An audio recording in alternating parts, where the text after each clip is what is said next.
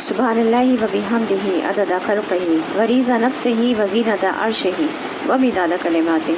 اللہم صلی علی محمد وعلی آل محمد کما صلیت علی ابراہیم وعلی آل ابراہیم انک حمید مجید۔ اللہم بارک علی محمد وعلی آل محمد کما بارکت علی ابراہیم وعلی آل ابراہیم انک حمید مجید۔ اعوذ باللہ من الشیطان الرجیم، بسم اللہ الرحمن الرحیم۔ رب اشرح لی صدری ویسر لی امری واحلل عقدۃ من لسانی یفقہوا قولی۔ رب زدنی علما، اللہم فقہنا فی الدین، آمین یا رب العالمین۔ السلام علیکم ورحمۃ اللہ وبرکاتہ۔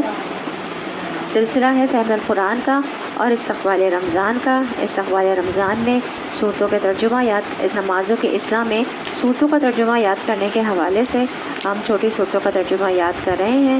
تو آج جو صورت انتخاب کیا ہے وہ ہے سورہ لہب۔ سورہ لہب کا تھوڑا سا پس منظر بتا دوں کہ یہ کس کے بارے میں ہے اور کیا بات جو ہے وہ اس میں بتائی گئی ہے۔ سورہ لہب جو ہے یہ حضرت محمد مصطفیٰ صلی اللہ علیہ وآلہ وسلم کے چچا ابو لہب اور اس کی بیوی کے بارے میں ہے۔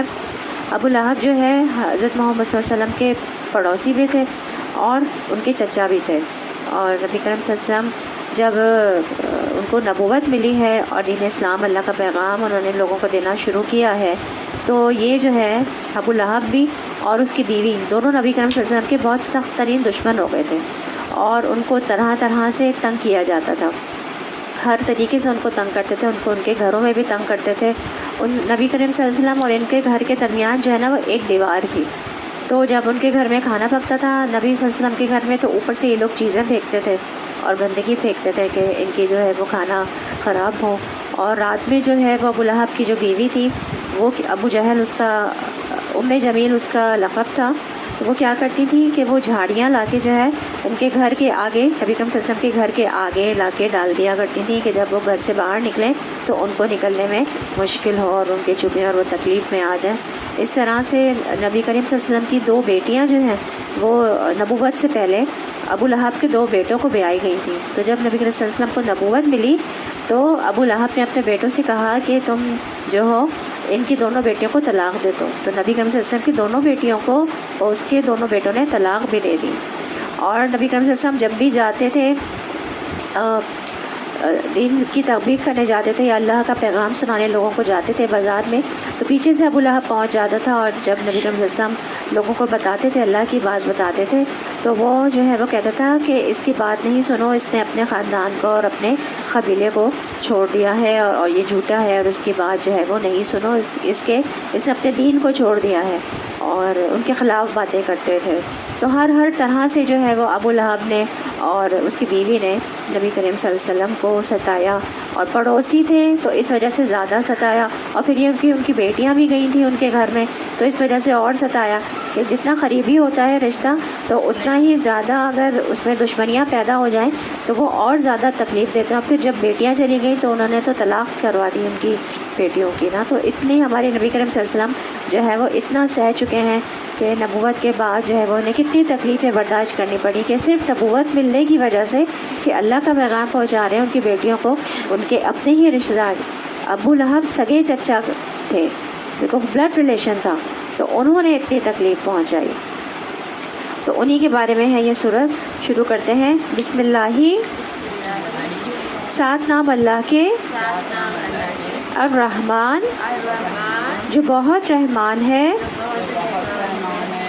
الرحیم بار بار رحم کرنے والا ہے، تبت ٹوٹ گئے، یدا دونوں ہاتھ، ابی لہب ابو لہب کے، وتبت وتب اور وہ ہلاک ہوا، تبت ٹوٹ گئے، یدا دونوں ہاتھ، ابی لہب کے، وتب اور وہ ہلاک ہوا، ماں نہ اغنا کام آیا، انہو اسے، ما لہو مال اس کا، وما اور جو، کسبا اس نے کمایا، سیسلا ان قریب وہ جلے گا،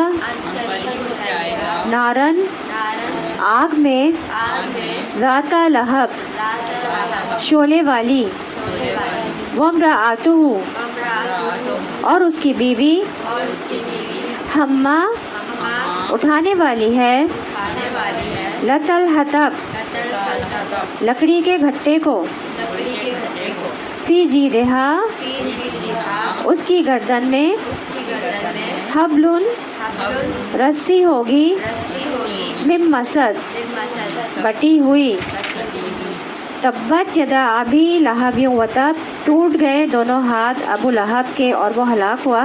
تو یہاں پر جو یہ کہا گیا ہے نا تبت یدا ابی، اس کا مطلب یہ نہیں ہے کہ اس کے بظاہر دیکھنے میں ہاتھ ٹوٹ گئے، مطلب یہ کہ اللہ تعالیٰ ساری حرکتیں سارے کام جو ہے وہ اس کے دیکھ رہا تھا ابو لہب کے، اور جو وہ کوشش کر رہا تھا ساری اسلام کو نقصان پہنچانے کی، نبی کریم صلی اللہ علیہ وسلم کے دین کو نقصان پہنچانے کی جو کوششیں کر رہا تھا ساری، وہ جو ہے اس میں وہ ناکام ہوا، نامراد ہوا، اور کیا ہوا، اس نے خسارہ پایا، وہ کیا ہوا، نقصان میں رہا اور ہلاک ہوا۔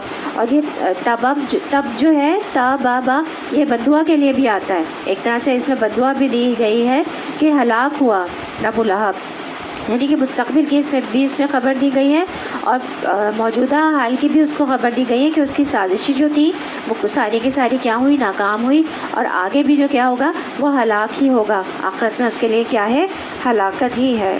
اور ما اغنا عنہ مالہ، ابو لہب جو ہے وہ امیر ترین لوگوں میں سے تھا مکے کے، تو اس کا جو مال ہے وہ اس کے کام نہ آ سکا بالکل بھی۔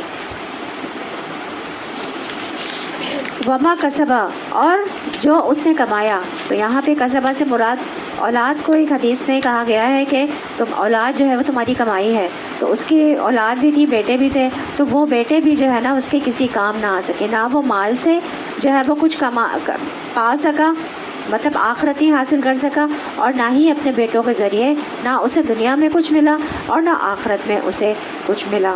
سیسلا نارن ان قریب وہ جلے گا آگ میں، مطلب آگ میں مطلب آخرت میں کیا ہوگا، آگ میں ہی جلے گا، ذات لہب۔ اچھا، ابو لہب جو ہے اس کا لقب تھا لہب، اور لہب کہتے ہیں سرخ و سفید کو، تو اسی طرح سے اللہ تعالیٰ نے کہا ذات لہب کے وہ شعلے والی آگ میں جلے گا، اس کا رنگ جو تھا وہ بہت زیادہ چمکتا ہوا تھا، لہب شعلے کو کہتے ہیں۔ تو اسی حساب سے جو انسان دنیا میں جیسا ہوتا ہے نا، اللہ تعالیٰ اس کے لیے سزا بھی ویسے ہی مقرر کرتے ہیں۔ اس کا نام تھا، اور دیکھنے میں کیا تھا، وہ بہت زیادہ سرخ و سفید تھا، نام اس نے ابو لہب رکھا ہوا تھا اپنا، اور کیا، ذات لہب شعلے والی آگ میں اللہ تعالیٰ نے کہا کہ وہ جلے گا۔ وامرأتہ اور اس کی بیوی جو ہے وہ کیا کرتی تھی، حمالۃ الحطب اٹھانے والی لکڑی کے گٹے، تو ایک معنی تو یہ کہ وہ لا کے جو جھاڑیاں ہوتی تھی وہ لا کے ڈال دیتی تھی، اور جلانے کے ایندھن کے اس میں بھی آتا ہے کہ ایندھن ہے ایک طرح سے جلانے کے لیے نا، لکڑی کا جو ہوتی ہے وہ کیا ہوتی ہے، ایندھن ہے نا جلانے کے لیے،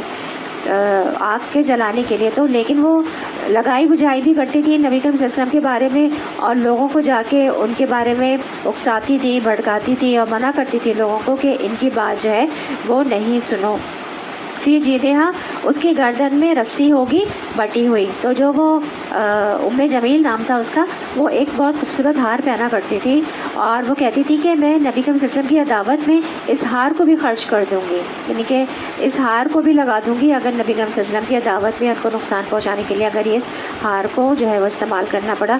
تو اس کی کیا سزا رکھی کہ اس کی گردن میں رسی ہوگی قیامت میں بٹی ہوئی، تو اس کے ذریعے سے اس کو کھینچا جائے گا۔ تو یہ کیا سزا بتائی اللہ تعالیٰ نے اس صورت میں ان لوگوں کی جو کہ اللہ کے رسول اور اس کے دین کے خلاف سازشیں کرتے ہیں، اور ان کا حال دنیا میں بھی برا ہوتا ہے۔ کہتے ہیں ابو لہب کا بہت برا جو ہے وہ اس کی موت واقع ہوئی تھی کہ موت سے پہلے اس کے جسم پہ پورے پھوڑے ہو گئے تھے، اور اس کی اتنی بدبو آتی تھی اس کے جسم سے کہ اس کی اولاد بھی اس کے قریب نہیں جاتی تھی، اور جب وہ مرا ہے تو اس کو اس طرح سے اس کی چارپائی کو دور سے لکڑیوں کے ذریعے سے سرکا کر گڑھے میں ڈال دیا گیا تھا۔ اس طرح اس کی موت ہوئی تھی کہ اس کے قریب اس کی اولاد بھی نہیں اس کے قریب نہیں آئی تھی، اور اللہ تعالیٰ نے صورت میں بتا دیا کہ اس کا اور اس کی بیوی کا آخرت میں کیا انجام ہوگا۔ تو اب اس کو اب سمجھ میں آیا اچھی طرح سے اس کا. تو اب جب پڑھیں گے اس کو، ہم پڑھتے ہیں روزانہ کی نمازوں میں، تو اس کا ہم نے جو ہے وہ اچھی طرح سے ذہن میں رکھنا ہے، اس کا مفہوم اور اس کے لفظی معنی جو ہیں ان کو بھی اچھی طرح سے دہرائی کر لینی ہے اور یاد کرنا ہے انشاءاللہ.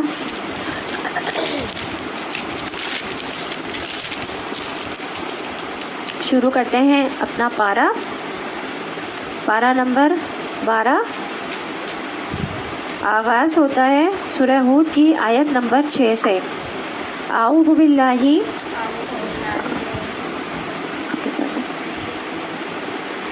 پارے کا نام ہے وما من دابہ. آغاز ہوتا ہے سورہ ہود کی آیت نمبر 6 سے. اعوذ باللہ من الشیطان الرجیم، بسم اللہ الرحمن الرحیم. پناہ میں آتی ہوں میں اللہ کی شیطان مردود سے. شروع اللہ کے نام سے جو بڑا مہربان نہایت رحم والا ہے.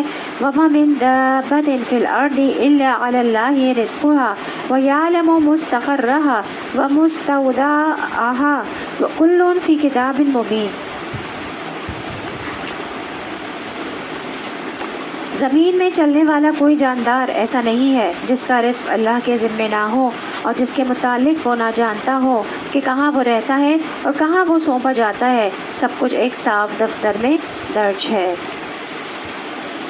تو یہ زمین جو ہے وہ اللہ تعالیٰ نے بنائی ہے اور اس پر جتنے بھی جاندار ہیں، چاہے انسان ہیں یا جن ہیں، حیوانات ہیں، چرند ہیں، پرند ہیں، مچھلیاں ہیں، پانی کی مخلوق ہے، یہ سب اللہ سبحانہ وتعالیٰ کی تخلیق ہے. اور اللہ تعالیٰ نے ان کو پیدا کر کے چھوڑ نہیں دیا بلکہ ان کے لیے رزق کا انتظام بھی کیا ہے. اسی لیے فرمایا زمین میں چلنے والا کوئی جاندار ایسا نہیں جس کا رزق اللہ کے ذمے نہ ہو، گویا اللہ ہی رازق ہے. اور یہ بھی یاد رکھیے ہر انسان کا رزق مقرر ہو چکا ہے. نبی کریم صلی اللہ علیہ وسلم نے فرمایا ابن آدم سے 4 چیزوں کے معاملے میں فارغ ہوا جا چکا ہے.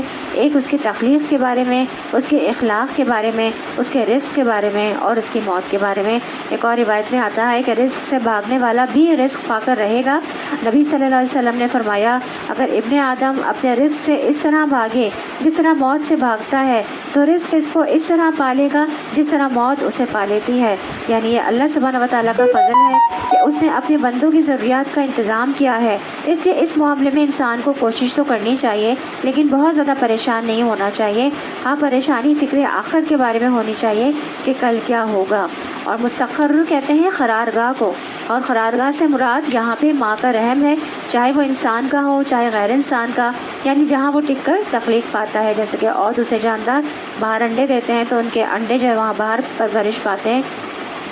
ومستودعها یعنی وہ جگہ جہاں مرنے کے بعد اس کو پھر زمین کے اندر سونپ دیا جاتا ہے. تو یہ دونوں چیزیں لوگوں سے چھپی ہوئی ہوتی ہیں. یعنی ماں کے پیٹ میں کیا ہے انسانوں کو نہیں پتہ، کسی خبر میں کون ہے، لڑکا ہے لڑکی ہے اور اس کے ساتھ کیا معاملہ ہو رہا ہے، کس قسم کا رنگ ہے، کون ہے، نہیں پتہ، لیکن اللہ تعالیٰ کو پتہ ہے. تو وہ مستقر کو بھی جانتا ہے. ہم اپنی زندگی کے بعد، اپنی موت کے بعد جس جگہ پہ رہیں گے اللہ تعالیٰ کو وہ جگہ کا بھی پتہ ہے. اور جہاں پہ اس دنیا میں آنے سے پہلے ہم جہاں پہ پیدا ہونے والے ہیں، جس جگہ پہ اور جہاں پہ ہماری گروتھ ہو رہی ہے دنیا میں آنے سے پہلے، تو اللہ تعالیٰ کو اس جگہ کا بھی پتہ ہے. ماں کے پیٹ کا اللہ تعالیٰ کے سوا اور کوئی نہیں جان سکتا. تو اس سے اللہ تعالیٰ کے علم کا کامل پتہ چلتا ہے کہ وہ ہر چیز کو پوری طرح سے جاننے والا ہے. اور یہ علم جو ہے اس کا صرف اس کے پاس نہیں بلکہ کلو فی کتاب مبین، یہ علم لکھا ہوا ہے. یعنی انسان کی تقدیر میں کیا ہے، حیوانات کی قسمت میں کیا ہے، یہ سب اللہ کے علم میں ہے اور اس کی کتاب میں درج ہے. اور وہی ہے جس نے آسمانوں اور زمین کو 6 دنوں میں پیدا کیا، جبکہ اس سے پہلے اس کا عرش پانی پر تھا، تاکہ تم کو آزما کر دیکھے تم میں کون بہتر عمل کرنے والا ہے. اب اگر اے نبی تم کہتے ہو کہ لوگوں مرنے کے بعد تم دوبارہ اٹھائے جاؤ گے تو منکرین فوراً بول اٹھتے ہیں کہ یہ تو سری جادوگری ہے. تو تخلیق کی ابتدا اتوار کے دن ہوئی تھی، جمعے پر ختم ہوئی. اور پھر اس کا عرش جو ہے اللہ تعالیٰ کا وہ 7ویں آسمان کے اوپر ہے. 7 آسمان کے بعد پانی ہے اور پھر پانی کے اوپر اللہ تعالیٰ کا عرش ہے. تو اس نے یہ سب کچھ کیوں بنایا؟ تاکہ وہ ہمیں آزمائے. یعنی انسان کی تخلیق کا مقصد کیا ہے؟ یہ کہ امتحان لینا کہ تم میں سے اچھے عمل کون کرتا ہے. اچھا عمل وہ ہوتا ہے جس میں نیت بھی اچھی ہو اور طریقہ بھی اچھا ہو. اچھی نیت یعنی اخلاص ہو اور اچھا طریقہ یعنی محمد صلی اللہ علیہ وسلم کا طریقہ ہو۔ لقد کان لکم فی رسول اللہ اسوۃ حسنہ۔ اور اگر ہم ایک خاص مدت تک ان کی سزا کو ٹالتے ہیں تو وہ کہنے لگتے ہیں کہ آخر کس چیز نے اسے روک رکھا ہے۔ سنو، جس روز اس سزا کا وقت آ گیا تو وہ کسی کے پھیرے نہ پھر سکے گا، اور وہی چیز ان کو آ گھیرے گی جس کا وہ مذاق اڑا رہے ہیں۔ اگر کبھی ہم انسان کو اپنی رحمت سے نوازنے کے بعد پھر اسے محروم کر دیتے ہیں تو وہ مایوس ہوتا ہے اور ناشکری کرنے لگتا ہے، اور اگر اس مصیبت کے بعد جو اس پر آئی تھی ہم اسے نعمت کا مزہ چکھاتے ہیں تو کہتا ہے میرے تو سارے دل اندر پار ہو گئے، پھر وہ پھولا نہیں سماتا اور اکڑنے لگتا ہے۔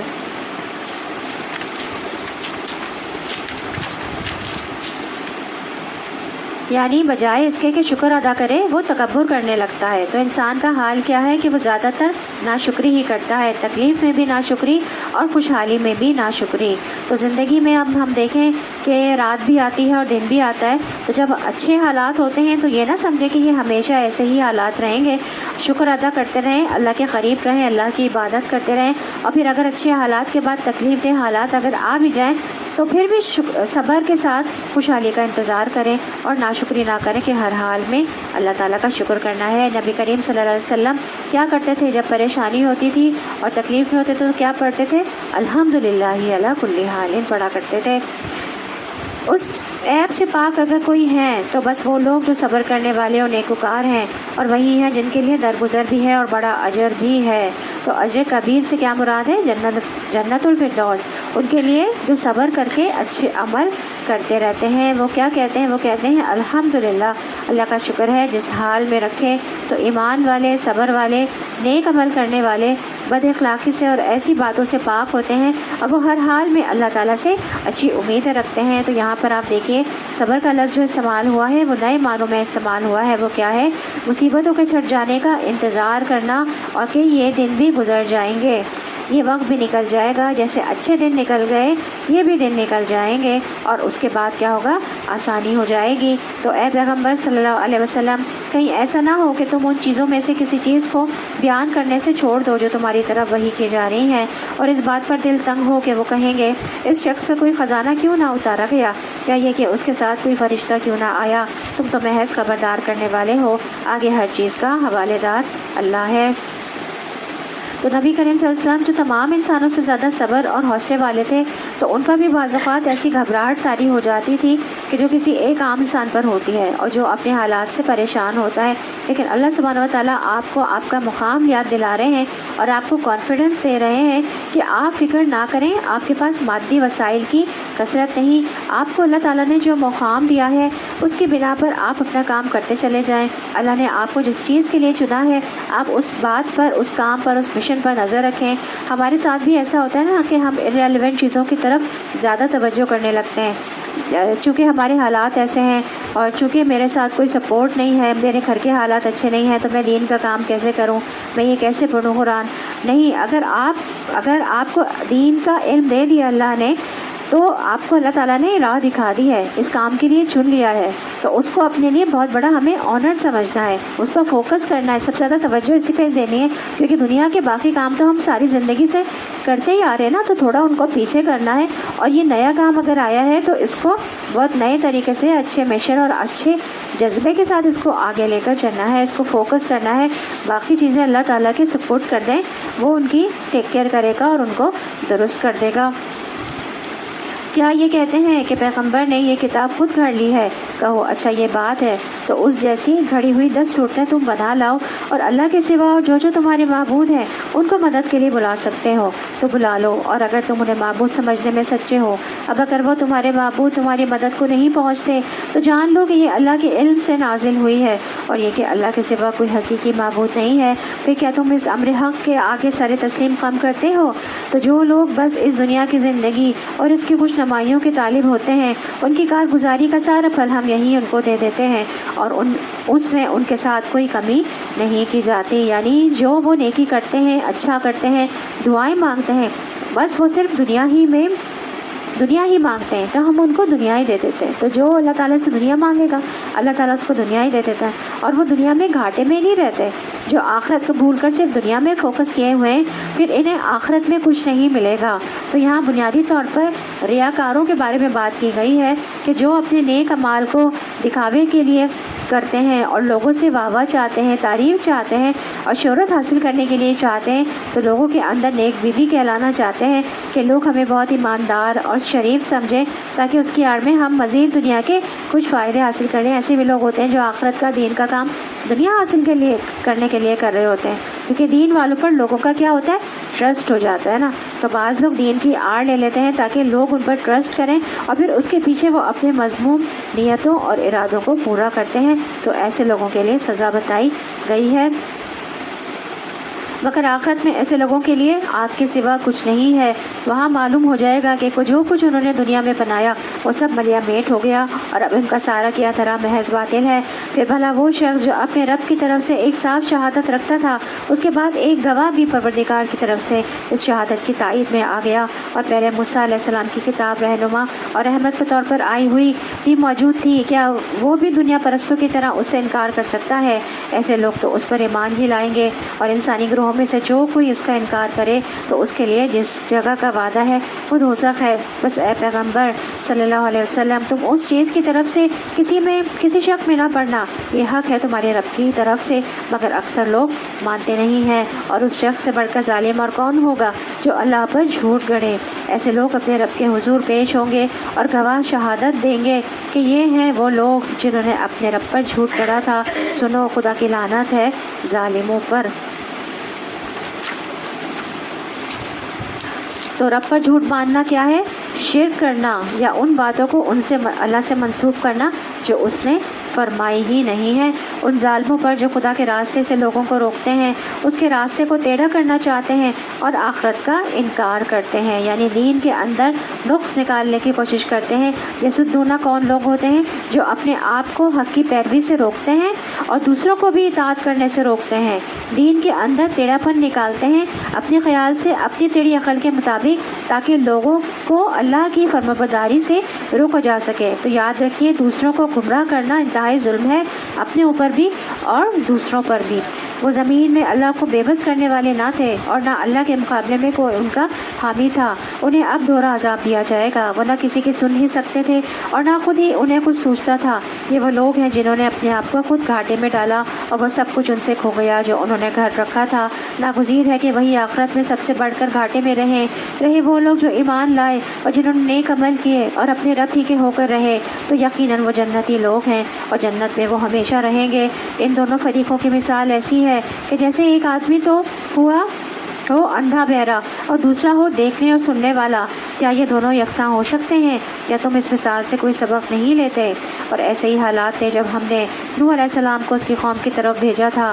اس نے کہا، میں تم لوگوں کو صاف صاف خبردار کرتا ہوں کہ اللہ کے سوا کسی کی بندگی نہ کرو، ورنہ مجھے اندیشہ ہے کہ تم پر ایک روز دردناک عذاب آئے گا۔ جواب دے اس کی قوم کے سردار جنہوں نے اس کی بات ماننے سے انکار کیا تھا، بولے، ہماری نظر میں تو تم اس کے سوا کچھ نہیں ہو کہ بس ایک انسان ہو ہم جیسے، اور ہم دیکھ رہے ہیں کہ ہماری قوم میں سے بس ان لوگوں نے جو ہمارے ہاں اراذل تھے، کمتر تھے، بے سوچے سمجھے تمہاری پیروی اختیار کر لی ہے، اور ہم کوئی چیز بھی ایسی نہیں پاتے جس میں تم لوگ ہم سے کچھ بڑے ہوئے ہو، بلکہ ہم تو تمہیں جھوٹا سمجھتے ہیں۔ اس نے کہا، اے برادران قوم، ذرا سوچو تو صحیح کہ اگر میں اپنے رب کی طرف سے ایک کھلی شہادت پر قائم تھا، پھر اس نے مجھ کو اپنی خاص رحمت سے بھی نواز دیا، مگر وہ تم کو نظر نہ آئی، تو آخر ہمارے پاس کیا ذریعہ ہے کہ تم ماننا نہ چاہو اور ہم زبردستی اس کو تمہارے سر چپک دیں؟ اور اے برادران قوم، میں اس کام پر تم سے کوئی مال نہیں مانگتا، میرا اجر تو اللہ کے ذمہ ہے، اور میں ان لوگوں کو دھکے دینے سے بھی رہا جنہوں نے میری بات مانی ہے، وہ آپ ہی اپنے رب کے حضور جانے والے ہیں، مگر میں دیکھتا ہوں کہ تم لوگ جہالت برت رہے ہو۔ تو یعنی تمہارے فالوورز جو ہیں وہ کیا کہتے تھے؟ جو تمہیں فالو کر رہے ہیں، حضرت نوح علیہ السلام کو جو عمرہ تھے، ان کی قوم کے سردار تھے، جو بڑے لوگ تھے، وہ کیا کہتے تھے کہ تمہیں جو فالو کر رہے ہیں نا، وہ تو تھرڈ کلاس ہے، وہ نچلا طبقہ ہے، غریب ہے، کمزور بے بس لوگ ہیں ان کے خیال میں، کیونکہ وہ غریب ہیں اور ان کا کوئی دنیاوی اسٹیٹس نہیں ہے۔ پیغمبر کا کام کیا ہوتا ہے؟ لوگوں کو ہدایت کی دعوت دینا، اور لوگ ان کو دیکھ رہے ہیں کس نظر سے کہ ان کے پاس مال و دولت کتنا ہے اور ان کا جو سوشل سرکل کیسا ہے، اور کون لوگ ان کے فالوورز ہیں، کتنے ریسورسفل ہیں۔ یہ ساری کیا چیزیں ہیں؟ غیر متعلقہ چیزیں ہیں، کیونکہ پیغمبر سے ہمیں کیا لینی ہے؟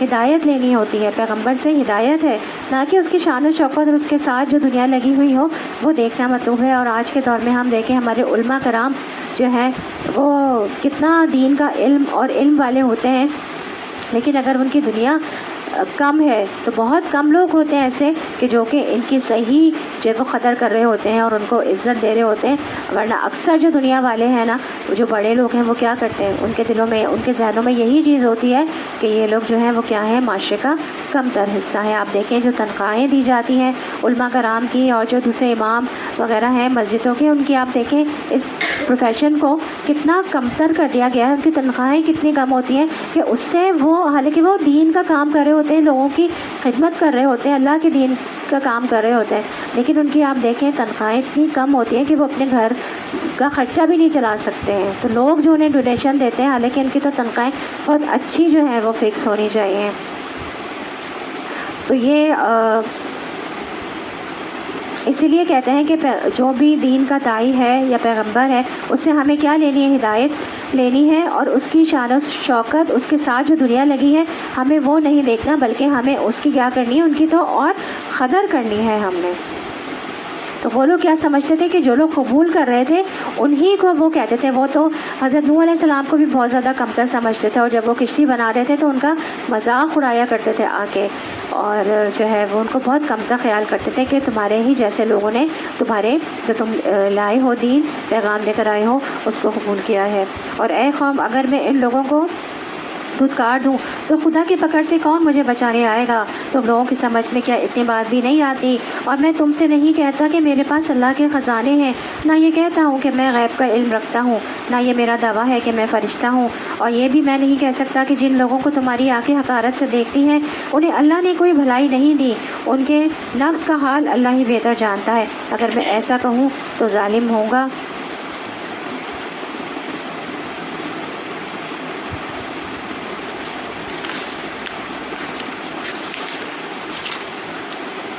یعنی کھل کر بتا دیا کہ میرا مقصود دنیا نہیں ہے، اور نہ ہی میں دنیا کے اعتبار سے بڑا انسان بن کر تمہارے سامنے آنا چاہتا ہوں۔ تو داعی دین کو پوری طرح کانفیڈنٹ ہونا چاہیے کہ وہ جو کچھ بھی پیش کر رہا ہے وہ سب سے بڑا سچ اور سب سے بڑا حق ہے، اور اس کو ان مادی اور کمزور سہاروں کی ضرورت نہیں ہے، کیونکہ ہر نبی نے یہ کہا کہ میں اپنے کام کی اجرت جو ہے وہ آپ سے نہیں مانگتا، لوگوں سے نہیں مانگتا، اور میرا اجر کس کے پاس ہے؟ وہ اللہ تعالیٰ کے پاس ہے۔ آخرکار ان لوگوں نے کہا کہ اے نوح، تم نے ہم سے جھگڑا کیا اور بہت کر لیا، اب تو بس وہ عذاب لے آؤ جس کی تم ہمیں دھمکی دیتے ہو اگر سچے ہو۔ نوح علیہ السلام نے جواب دیا، وہ تو اللہ ہی لائے گا اگر چاہے گا، اور تم اتنا بل بوتا نہیں رکھتے کہ اسے روک دو۔ اب اگر میں تمہاری کچھ خیر خواہی کرنا بھی چاہوں تو میری خیر خواہی تمہیں کوئی فائدہ نہیں دے سکتی، جبکہ اللہ ہی نے تمہیں بھٹکا دینے کا ارادہ کر لیا ہو۔ وہی تمہارا رب ہے اور اسی کی طرف تمہیں پلٹنا ہے۔ تو عذاب آ گیا تو ٹالے ٹل نہ سکے گا۔ اب آپ سوچ رہے ہوں گے کہ اللہ گمراہ کرتا ہے تو پھر بندہ کیا کرے؟ تو بات وہی تقدیر کا مسئلہ ہی ہے کہ جب بھی ایسا خیال ذہن میں آئے تو سوچئے کہ اللہ ظالم نہیں ہے، اللہ تعالیٰ کسی کو ہدایت سے پکڑ کر روک دے، اللہ تعالیٰ ہمیشہ پہلے اپنی ہدایت بھیجتے ہیں، اس کے بعد جو ہے وہ اس کو عذاب دیتے ہیں۔ اللہ علیم ہے، حکیم ہے، اس کے ہر فیصلے میں حکمت چھپی ہوئی ہے۔ ہمیں نہ پتہ ہو تو ہم جاہل ہیں، تو اپنی جہالت کی وجہ سے اللہ کے بارے میں ہمیں غلط گمان نہیں کرنا ہے۔ اے نبی، کیا یہ لوگ کہتے ہیں کہ اس شخص نے یہ سب کچھ خود گھڑ لیا ہے؟ ان سے کہو اگر میں نے یہ خود گھڑا ہے تو مجھ پر اپنے جرم کی ذمہ داری ہے، اور جو جرم تم کر رہے ہو اس کی ذمہ داری سے میں بری ہوں۔ نوح پر وحی کی گئی کہ تمہاری قوم میں سے جو لوگ ایمان لا چکے بس وہ لا چکے، اب کوئی ماننے والا نہیں ہے، ان کے کرتوتوں پر غم کھانا چھوڑ دو، اور ہماری نگرانی میں ہماری وحی کے مطابق ایک کشتی بنانی شروع کر دو، اور دیکھو جن لوگوں نے ظلم کیا ہے ان کے حق میں مجھ سے کوئی سفارش نہ کرنا، یہ سارے کے سارے اب ڈوبنے والے ہیں۔ نوح علیہ السلام کشتی بنا رہا تھا اور اس کی قوم کے سرداروں میں سے جو کوئی اس کے پاس سے گزرتا وہ اس کا مذاق اڑاتا تھا، اور اس نے کہا اگر تم ہم پر ہنستے ہو تو ہم بھی تم پر ہنس رہے ہیں۔ تو یاد رکھیے دین کے راستے میں اکثر انبیاء کا مذاق اڑایا گیا۔ نوح علیہ السلام کو کیا کہتے تھے کہ پہلے تو تم نے نبوت کا دعویٰ کیا اور اب تو تم کشتی بنا رہے ہو، بڑے ہی بن گئے ہو۔ تو سب سے زیادہ سخت آزمائشیں، ہر قسم کی آزمائشیں کس پر؟ انبیاء کرام پر آتی ہیں۔ پھر جو ان سے قریب تر ہوتے ہیں یعنی انبیاء علیہ السلام ہمیشہ دین کے راستے میں تکلیفیں برداشت کرتے رہے اور کبھی بھی اپنا کام نہیں چھوڑا انہوں نے، تو ہمیں بھی چاہیے کہ لوگوں کی طرف سے آئی ہوئی اذیتوں کو نظر انداز کر کے ہمیں اپنا کام کرتے جانا ہے۔ رسول اللہ صلی اللہ علیہ وسلم نے فرمایا، وہ مومن جو لوگوں میں مل جل کے رہتا ہے اور ان کی اذیتوں پر صبر کرتا ہے، اجر کے لحاظ سے اس مومن سے بہتر ہے جو لوگوں میں مل جل کے نہیں رہتا اور ان کی اذیتوں پر صبر نہیں کرتا، یعنی سب سے بائیکاٹ کر کے ایک طرف بیٹھا رہتا ہے، اس میں کوئی خیر نہیں۔ خیر کس میں ہے؟ جو لوگوں سے ملے جلے، کسی کی کوئی بات اچھی نہیں لگتی، کسی سے کچھ بو آتی ہے، کوئی آپ کو مس انڈرسٹینڈ کر رہا ہے، کوئی آپ کو الزام دے رہا ہے، کوئی آپ کے مشن کو نقصان پہنچا رہا ہے، کسی کے دھوکے اور دوغلے پن کا آپ کو اچھی طرح پتہ ہوتا ہے، لیکن آپ ان کو چھوڑ نہیں دیتے، آپ خیر خواہی اور اصلاح کا کام جاری رکھتے ہیں، کیونکہ آپ کو اللہ سے اجر چاہیے، ان لوگوں سے کوئی مطلب نہیں، ان سے کسی سے لے کے توقع نہیں رکھنی چاہیے۔ تو دائی دین آخری دم تک، جیسے رسول کریم صلی اللہ علیہ وسلم آخری دم تک لوگوں کے خیر خواہ رہے۔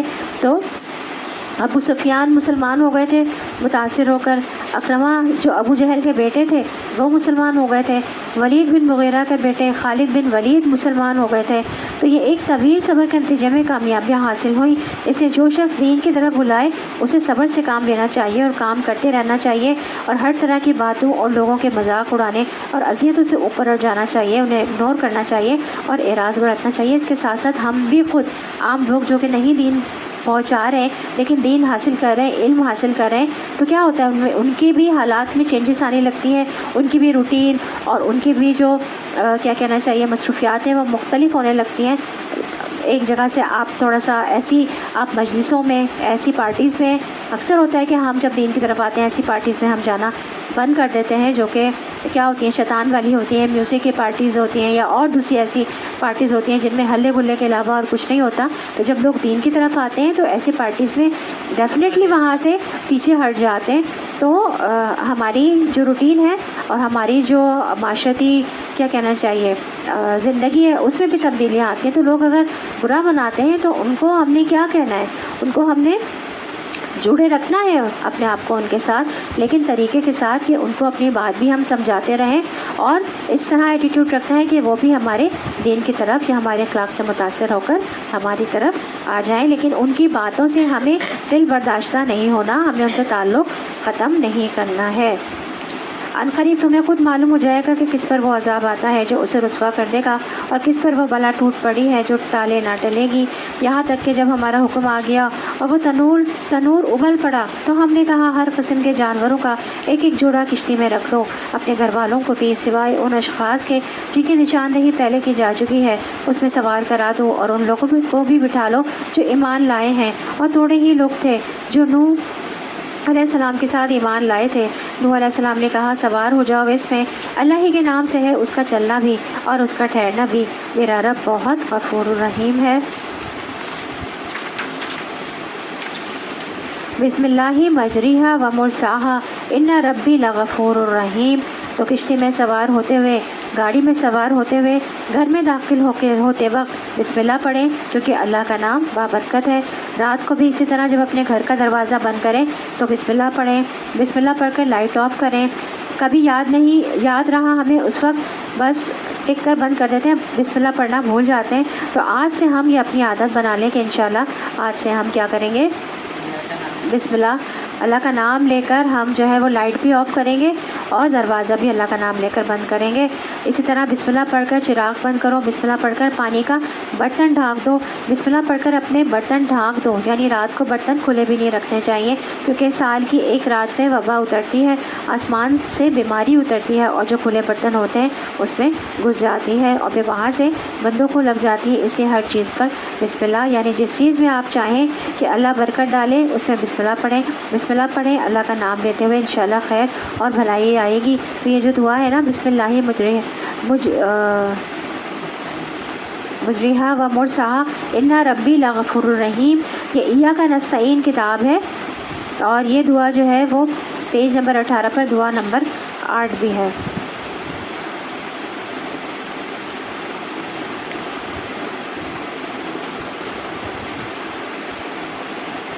کشتی ان لوگوں کو لیے چلی جا رہی تھی اور ایک ایک موج پہاڑ کی طرح اٹھ رہی تھی۔ نوح علیہ السلام کا بیٹا دور فاصلے پر تھا۔ نوح علیہ السلام نے پکار کر کہا، بیٹا ہمارے ساتھ سوار ہو جا، کافروں کے ساتھ نہ رہ۔ اس نے پلٹ کر جواب دیا، میں ابھی ایک پہاڑ پر چڑھ جاتا ہوں جو مجھے پانی سے بچا لے گا۔ نوح علیہ السلام نے کہا، آج کوئی چیز اللہ کے حکم سے بچانے والی نہیں ہے سوائے اس کے کہ اللہ ہی کسی پر رحم فرمائے۔ اتنے میں ایک موج دونوں کے درمیان حائل ہو گئی اور وہ بھی ڈوبنے والوں میں شامل ہو گیا۔ یعنی کہ نوح علیہ السلام نے بلایا تھا اپنے بیٹے کو کہ آ جاؤ میرے پاس اور کشتی میں سوار ہو جاؤ، لیکن اس نے کہا کہ نہیں، میں کیا کروں گا، پہاڑ کی اور لے لوں گا۔ حکم ہوا، اے زمین اپنا سارا پانی نگل جا اور اے آسمان رک جا۔ چنانچہ پانی زمین میں بیٹھ گیا اور فیصلہ چکا دیا گیا۔ کشتی جودی پر ٹک گئی اور کہہ دیا گیا کہ دور ہوئی ظالموں کی قوم۔ نوح علیہ السلام نے اپنے رب کو پکارا، کہا، اے رب میرا بیٹا میرے گھر والوں میں سے ہے اور تیرا وعدہ سچا ہے اور تو سب حاکموں سے بڑا اور بہتر حاکم ہے۔ جواب میں ارشاد ہوا، اے نوح وہ تیرے گھر والوں میں سے نہیں ہے، وہ تو ایک بگڑا ہوا کام ہے، لہٰذا تو اس بات کی مجھ سے درخواست نہ کر جس کی حقیقت تو نہیں جانتا۔ میں تجھے نصیحت کرتا ہوں کہ اپنے آپ کو جاہلوں کی طرح نہ بنا لے۔ تو کیا ہوا، نوح علیہ السلام نے دعا کی، اللہ تعالیٰ سے کہا کہ میرے بیٹے کو کیا کریں، بخش دیں۔ تو نوح علیہ السلام کو کیا کہا اللہ تعالیٰ نے کہ وہ تیرے گھر والوں میں سے نہیں ہے، وہ تو ایک بگڑا ہوا کام ہے، لہٰذا اس بات کی تم مجھ سے درخواست نہ کر۔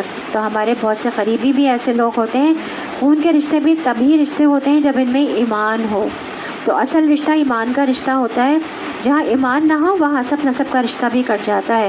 تو یہاں اس لیے اللہ تعالیٰ نے فرمایا کہ یہ آپ کے اہل میں سے نہیں ہے، حالانکہ بیٹے تھے ان کے سگے، لیکن کہا کہ تمہارا بیٹا نہیں، اس کے عمل اچھے نہیں ہیں۔ تو یاد رکھیے، دنیا میں بھی اولاد تبھی راحت کا باعث ہوتی ہے جب وہ نیکی کی طرف راغب ہو، اور آخرت میں بھی تبھی ملاقات دوبارہ ہوگی جب وہ ایمان پر جائیں گے۔ تو سب سے قیمتی متاع کیا ہے؟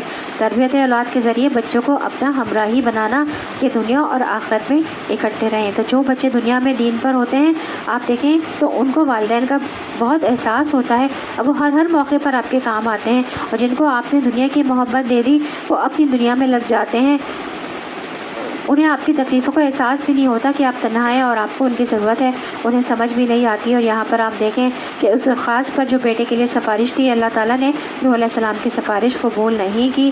تو یاد رکھیے کہ انبیاء کی سفارش صرف اس کو کام آئے گی جو ایمان پر ہوگا، کسی کافر کے لیے، کسی بدکار کے لیے سفارش کام نہیں آئے گی۔ ہاں اگر ایمان تھا اور ساتھ برے عمل تھے تو پھر یہ کہ جہنم میں چلے گئے تو لوگ وہاں سے پیغمبر کی سفارش سے باہر نکل سکتے ہیں، لیکن اگر ایمان ہی نہ رہا تو پھر کسی بھی طرح کا کوئی بھی بڑے سے بڑا کام نہ آئے گا۔ رسول اللہ صلی اللہ علیہ وسلم نے فرمایا، بے شک قیامت کے دن متقی لوگ میرے دوست ہوں گے، اگرچہ وہ نسب میں قریب تر ہوں یا نہ ہوں۔ قیامت کے دن تقوی والے میرے قریب ہوں گے، چاہے وہ میرے رشتہ دار نہ بھی ہوں۔ تو اگر ہم رسول اللہ صلی اللہ علیہ وسلم سے محبت رکھتے ہیں اور آپ صلی اللہ علیہ وسلم کا ساتھ چاہتے ہیں تو آخرت میں تو اس کے لیے تقوی شرط ہے۔ نوح علیہ السلام نے فوراً عرض کیا، اے میرے رب میں تیری پناہ مانگتا ہوں اس سے کہ وہ چیز تجھ سے مانگوں جس کا مجھے علم نہیں، اگر تو نے مجھے معاف نہ کیا اور رحم نہ فرمایا تو میں برباد ہو جاؤں گا۔ نوح علیہ السلام نے کہا، یعنی مجھے نہیں معلوم تھا کہ مجھے ایسی بات نہیں کرنی چاہیے، اور اگر تو نے مجھے معاف نہ کیا اور مجھ پہ رحم نہ فرمایا تو میں تباہ ہو جاؤں گا۔ تو یہ ہوتے ہیں پیغمبر کہ کتنی جلدی رب کی بات پر فوراً توبہ کر لی کہ اللہ تعالیٰ آپ کو پسند نہیں آئی میری بات تو اس پر میں توبہ کرتا ہوں، اور اگر تو نے معاف نہ کیا اور رحم نہ کیا تو کیا ہوگا، پھر تو میرا نقصان ہی نقصان ہے۔ حکم ہوا، اے نوح اتر جا، ہماری طرف سے سلامتی اور برکتیں ہیں تجھ پر اور ان گروہوں پر جو تیرے ساتھ ہیں، اور کچھ گروہ ایسے بھی ہیں جن کو ہم کچھ متعدد سامان زندگی بخشیں گے، پھر انہیں ہماری طرف سے دردناک عذاب پہنچے گا۔ اشارہ ہے آئندہ آنے والی اقوام، قوم عاد، قوم سمود کی طرف، جو نوح علیہ السلام کی ہی اولاد میں سے تھے۔ آپ دیکھیں گے کشتی پر صرف ایمان والے ہی بچے ہیں، لیکن ایمان والے کی نسلوں میں سے پھر کافر پیدا ہو گئے، پھر ان کو ڈبو دیا گیا، پھر ایمان والے بچے، پھر ایمان والوں کی نسلوں میں سے دوسرے لوگ پیدا ہو گئے، پھر ان کو ختم کر دیا گیا، اور پھر ایمان والے۔ تو کیا ہے، یخرج الحی من المیت و مخرج المیت من الحی۔ تو یاد رکھیے یہ سلسلہ چلتا رہتا ہے، کبھی ایمان والوں میں سے جو اولاد ہوتی ہے وہ کافر ہو جاتی ہے، اور کبھی باپ مسلمان نہیں لیکن اولاد جو ہے وہ مسلمان ہو جاتی ہے۔ اللہ کی شان ہے، اللہ کو پتہ ہے ہدایت کس کو دینی ہے، ہمیں تو مانگتے ہی رہنا چاہیے اور اس پہ استقامت بھی اور دعائیں کرتے رہنے چاہیے۔ اے نبی صلی اللہ علیہ وسلم، یہ غیب کی خبریں ہیں جو ہم تمہاری طرف وحی کر رہے ہیں، اس سے پہلے نہ تم ان کو جانتے تھے اور نہ تمہاری قوم، بس صبر کرو، انجام پر متقیوں کے ہی حق میں ہے۔ اور عاد کی طرف ہم نے ان کے بھائی ہود کو بھیجا، اس نے کہا اے برادران قوم، اللہ کی بندگی کرو، تمہارا کوئی خدا اس کے سوا نہیں ہے، تم نے محض جھوٹ گھر رکھے ہیں۔ اے برادران قوم، اس کام پر میں تم سے کوئی اجر نہیں چاہتا، میرا اجر تو اس کے ذمہ ہے جس نے مجھے پیدا کیا، کیا تم عقل سے ذرا کام نہیں لیتے؟ اور اے میری قوم کے لوگوں، اپنے رب سے معافی چاہو، پھر اس کی طرف پلٹو، وہ تم پر آسمان کے دہانے کھول دے گا اور تمہاری موجودہ قوت پر مزید قوت کا اضافہ کرے گا۔ مجرم بن کر بندگی سے منہ نہ پھیرو۔ تو استغفار ہوتا ہے معافی طلب کرنا کہ اے اللہ ہمارے گناہ ڈھانپ دے۔ تو توبہ ہوتا ہے پلٹ آنا، گناہوں کو چھوڑ دینا۔ اس لیے استغفار اور توبہ جہاں ساتھ ساتھ آئیں تو یہ معنی بنتا ہے، الگ الگ دونوں میں پھر توبہ کا معنی یعنی گناہ چھوڑ دینا اور بخشش مانگنا آ جاتا ہے۔ تو یاد رکھیے، توبہ اور استغفار رحمتوں اور برکتوں کے دروازے کھول دیتا ہے۔ سورہ نوح میں بھی آتا ہے فَقُلْتُ اسْتَغْفِرُوا رَبَّكُمْ إِنَّهُ كَانَ غَفَّارًا۔ نوح علیہ السلام نے اپنی قوم سے کہا تھا، یقیناً میں نے کہا تھا کہ تم اپنے رب سے معافی مانگ لو، وہ بہت معاف کرنے والا ہے۔ یاد رکھیے، دنیا کے معاملات میں بھی جہاں انسان کو تنگی ہو، کوئی پریشانی ہو، وہاں استغفار کرنا چاہیے تاکہ رکاوٹیں دور ہوں، رحمتیں برسیں۔ بعض لوگ آتے ہیں اور کہتے ہیں کہ بچے نہیں ہیں تو ان کو استغفار پڑھنا چاہیے۔ استغفار کی ساری دعائیں ایاک نستعین جو کتاب ہے اس میں موجود ہیں، پیج نمبر 50 پر۔ جو کتاب دی تھی نا اس میں جو استغفار ہیں اس میں پیج نمبر 50 پر ساری استغفار موجود ہیں اور ان میں سے ہمیں وہ پڑھتے رہنا چاہیے۔ رسول اللہ صلی اللہ علیہ وسلم نے فرمایا، جو آدمی یہ بات پسند کرتا ہو کہ اس کا نامہ اعمال اس کو خوش کر دے تو اسے چاہیے کہ استغفار کی کثرت کر دے۔ ہم سب چاہتے ہیں کہ قیامت کے دن اپنے اعمال کی کتاب دیکھیں اور دیکھ کر خوش ہو جائے، تو یہ اس وقت ہوگا جب استغفار زیادہ ہوگا، کیونکہ استغفار سے مزید نیکیاں بھی لکھی جائیں گی اور جو گناہ ہوں گے وہ بھی مٹا دیے جائیں گے، تو صرف اچھائیاں ہی اچھائیاں ہمارے سامنے ہوں گی ہمارے نامہ اعمال میں۔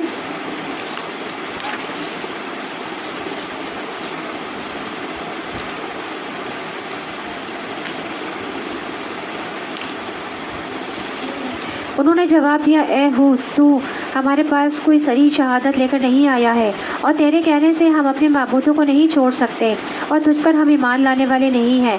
ہم تو یہ سمجھتے ہیں کہ تیرے اوپر ہمارے معبودوں میں سے کسی کی مار پڑ گئی ہے۔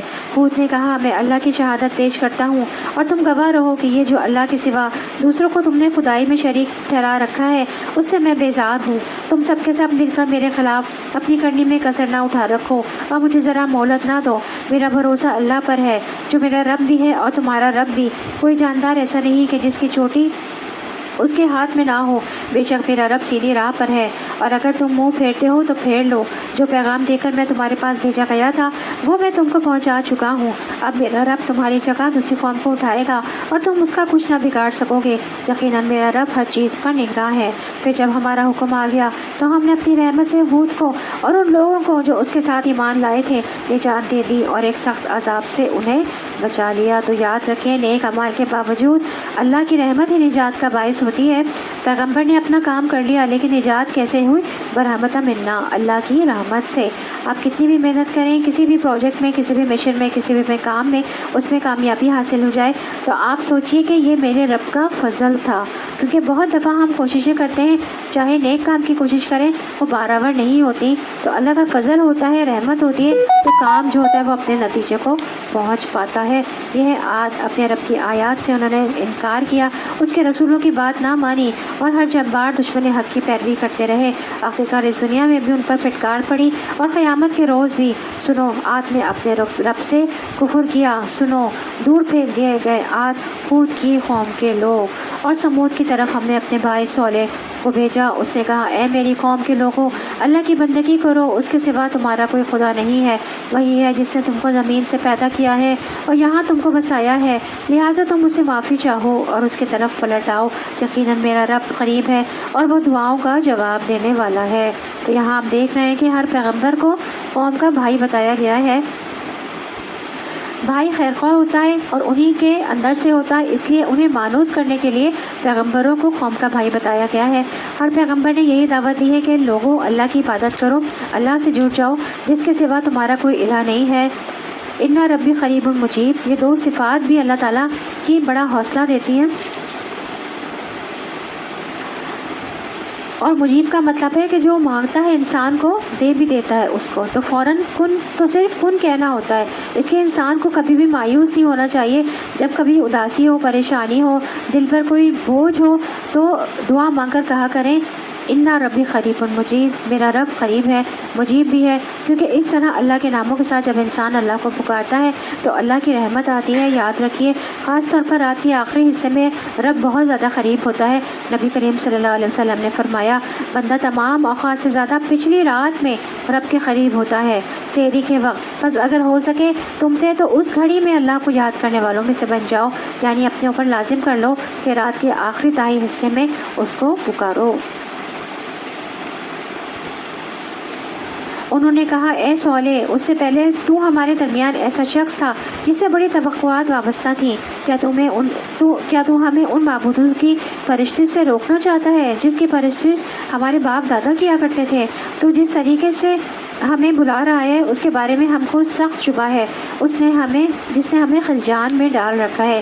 تو وہ کہنے لگے اس سے پہلے تو ہماری امیدوں کا سہارا تھا، تم تو بڑے بریلینٹ انسان تھے، یہ نہیں ماننے کے اور نہ چھوڑنے کے۔ حق جب سامنے آتا ہے تو انسان کا دل اس کو سمجھ رہا ہوتا ہے کہ یہ حق ہے، اور پھر انسان اپنی خواہشات کی بنا پر اس کا انکار کرتا ہے، تو پھر یہی بے چینی لاحق ہو جاتی ہے۔ مثلاً کوئی ضرورت مند ہے، اس نے آپ سے مانگا اور آپ کے پاس دینے کے لیے تھا بھی، لیکن آپ نے نہیں دیا، تو دل کی کیفیت کیا ہوتی ہے؟ پہلے والا اطمینان تو نہیں ہوتا نا، ایک علامت کی کیفیت ہو جاتی ہے نا، اضطراب کی کیفیت ہو جاتی ہے۔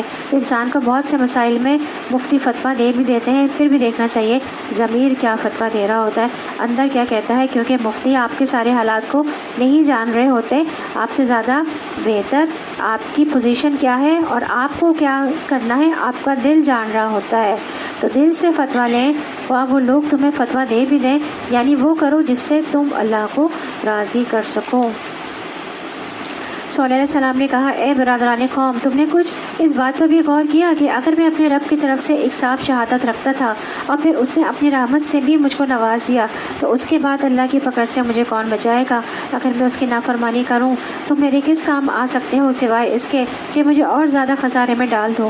اور اے میری قوم کے لوگوں، دیکھو کہ اللہ کی اونٹ تمہارے لیے ایک نشانی ہے، اسے خدا کی زمین میں چڑھنے کے لیے آزاد چھوڑ دو، اسے ذرا تعرض نہ کرنا، ورنہ کچھ زیادہ دیر نہ گزرے گی کہ تم پر خدا کا عذاب آ جائے گا۔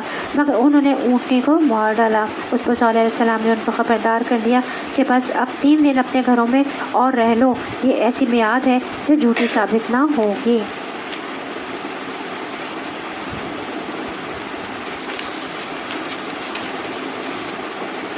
یعنی پہلے سے ان کو انجام بتا دیا گیا کہ اب شاید توبہ کر لیں۔ اب آپ دیکھیں یہاں پر کونچیں تو ایک شخص نے کاٹی تھی، لیکن ساری قوم کو اس کے الزام دیا گیا۔ کیوں؟ کیونکہ وہ سب دل سے ساتھ تھے۔ تو بہت سی چیزوں میں نیت کے ساتھ فیصلہ ہوتا ہے، چاہے اوپر سے آپ کا عمل کچھ بھی ہو، لیکن دیکھا یہ جاتا ہے کہ دل میں کیا تھا۔ یہاں پہ ساری قوم یہ چاہتی تھی کہ اونٹنی کو ختم کیا جائے، وہ سارا ہمارا پانی پی جاتی ہے اور ہمارے لیے ایک عذاب ہو گئی ہے، کیونکہ انہوں نے خود ہی وہ مانگی تھی۔ اب وہ ان کے لیے آزمائش ہو گئی۔ پیغمبر نے منع بھی کیا تھا لیکن وہ باز نہیں آئے۔ تو جب ایک بندے نے غلط کام کیا اور سب نے اس کی تائید کی تو سبھی مجرم قرار پائے اس کے نا۔ اسی طرح اگر کوئی شخص کسی کو خود قتل نہیں کرتا، صرف اس کو مشورہ دیتا ہے یا اشارے سے کہتا ہے کرو اس کو قتل، تو وہ بھی قاتل قرار پاتا ہے۔ تو بعض مجرمانہ کام ایسے ہوتے ہیں کہ جس میں انسان کو نہ دل سے ساتھ دینا چاہیے، نہ زبان سے اور نہ اشارے سے، اور ظلم کا ساتھ تو کبھی دینا ہی نہیں چاہیے۔ بعض اوقات ایسا ہوتا ہے ہمارے گھروں کے اندر ظلم ہو رہا ہوتا ہے، اور چونکہ آپ کچھ خاص لوگوں کے ساتھ فیورٹزم کا کر رہے ہوتے ہیں اور آپ ان کی غلط باتوں کو بھی جسٹیفائی کرتے ہیں، صحیح قرار دے رہے ہوتے ہیں، تو اس میں اگر کوئی مظلوم کی حمایت نہیں کر سکتے اور ظالم کو برا اگر نہیں کہہ سکتے تو کم از کم ساتھ نہ دیں ظالم کا، خاموشی اختیار کریں اور دل سے برا تو جانیں، کیونکہ برائی کو دل سے جاننا، برا جاننا ایمان کا سب سے آخری درجہ ہے۔ دل میں برا جاننا سب سے آخری درجہ ہے۔ حضرت لوط علیہ السلام کی جو بیوی تھی، وہ برائی کو، جو اس قوم کے لوگ، قوم لوط جو عمل کرتی تھی، اس کو اپنے دل میں بھی برا نہیں سمجھتی تھی، حالانکہ ان کو حکم ہوا تھا کہ اپنے تمام گھر والوں کو لے کر آپ نکل جائیں بستی سے۔ حضرت لوط علیہ السلام اپنی دونوں بیٹیوں اور بیوی کو لے کے نکل گئے تھے اور منع کیا تھا کہ پیچھے مڑ کر نہیں دیکھنا ہے۔ تو کیا ہوا تھا، اس عورت نے پیچھے مڑ کے دیکھ لیا تھا تو وہ عذاب کا شکار ہو گئی تھی، اور اس وجہ سے بھی کہ اس نے اپنے دل میں اس برائی کو برا نہیں سمجھا تھا۔ تو برائی کو سب سے جو کم درجہ ایمان کا وہ یہ ہے کہ کم از کم ہم دل میں تو اس کو برا سمجھیں، ہم زبان سے نہیں کہہ سکتے، اس کو ہاتھ سے نہیں روک سکتے، لیکن دل میں تو اس کا برا سمجھیں کہ ہاں یہ بری چیز ہے۔ آخرکار جب ہمارے فیصلے کا وقت آ گیا تو ہم نے اپنی رحمت سے صالح کو اور ان لوگوں کو جو اس کے ساتھ ایمان لائے تھے بچا لیا، اور اس دن کی رسوائی سے ان کو محفوظ رکھا۔ بے شک تیرا رب کی دراصل طاقتور اور بالا دست ہے۔ رہے وہ لوگ جنہوں نے ظلم کیا تھا تو ایک سخت دھماکے نے ان کو دھر لیا، اور وہ اپنی بستیوں میں اس طرح بے حس و حرکت پڑے کے پڑے رہ گئے کہ گویا وہ وہاں کبھی بسے ہی نہ تھے۔ سنو، سمود نے اپنے رب سے کفر کیا، سنو، دور پھینک دیے گئے سمود۔ اور دیکھو، ابراہیم علیہ السلام کے پاس ہمارے فرشتے خوشخبری لیے ہوئے پہنچے، کہا تم پر سلام ہو۔ ابراہیم علیہ السلام نے جواب دیا تم پر بھی سلام ہو۔ پھر کچھ دیر نہ گزری کہ ابراہیم علیہ السلام ایک بنا ہوا بچڑا ان کی ضیافت کے لیے لے کر آئے۔ تو فرشتے یہاں پر مہمان بن کر آئے تھے نبی حضرت ابراہیم علیہ السلام کے پاس، اور اسحاق علیہ السلام کی ولادت کی خوشخبری لے کر آئے تھے۔ تو مہمان سے پوچھا نہیں جاتا کہ کچھ کھاؤ گے، تو انہوں نے پوچھا نہیں کہ تم کون ہو، کس مقصد سے آئے ہو، انہیں بٹھایا اور فوراً جا کر بہت سارا کھانا لے آئے، بنا ہوا گوشت لے کر آ گئے۔ تو سب سے پہلے مہمان نواز، جو بہترین مہمان نواز تھے جن کی قرآن میں بھی تعریف کی گئی ہے، وہ ابراہیم علیہ السلام تھے۔ وہ اللہ کے دوست تھے، اور یہ بہت بڑی خوبی ہوتی ہے جس کی اللہ تعالیٰ کچھ لوگوں کو بہت توفیق دیتا ہے۔ تو یہاں پہ انہوں نے فوراً مہمان نوازی کی، لیکن اس مہمان نوازی میں تکلفات سے بچنا چاہیے، کیونکہ وہ مہمان پر بھاری گزرتی ہے۔ بہت سی تھوڑی تھوڑی چیزوں کے بجائے ایک زیادہ اچھی چیز پیش کر دینی چاہیے، یہ بھی ہو وہ بھی ہو، تو پھر اپنا کام بھی بڑھ جاتا ہے اور ٹائم بھی لگتا ہے۔ تو انہوں نے کیا کیا، ایک پورا بچڑا جو ہے وہ مناوا لا کے رکھا۔ تو اس لیے مہمانداری کے بھی کچھ اصول، اسلامی اصول اور تقاضے ہمیں معلوم ہونے چاہیے کہ جن سے ہم مہمان کی خدمت کرتے ہوئے خوشی محسوس کریں گے، نہ کہ ایک بوجھ۔ نبی کریم صلی اللہ علیہ وسلم نے فرمایا ابراہیم علیہ السلام پہلے شخص ہیں جنہوں نے اہتمام سے مہمانوں کی مہمان نوازی کی۔ مہمان نوازی جو ہے وہ ایمان کا حصہ ہے۔ محمد صلی اللہ علیہ وسلم نے فرمایا جو شخص اللہ اور آخرت کے دن پر ایمان رکھتا ہے اسے چاہیے کہ اپنے مہمان کی عزت کرے۔ خوب خدمت اور خاطر مدارت ایک دن اور رات ہے۔ مہمانی 3 دن ہوتی ہے، اور اس کے بعد جو کیا جائے وہ صدقہ ہے۔ یہ نہیں کہ وہ کوئی فقیر مسکین انسان ہے تو صدقہ تصور بہت بڑا وسیع ہوتا ہے ہمارے دین میں، کہ نیکی کے جس بھی کام میں آپ لگاتے جائیں گے، چاہے مہمان کو کھانا کھلانا ہی کیوں نہ ہو اللہ کی رضا کے لیے، تو وہ بھی صدقہ شمار ہو جاتا ہے۔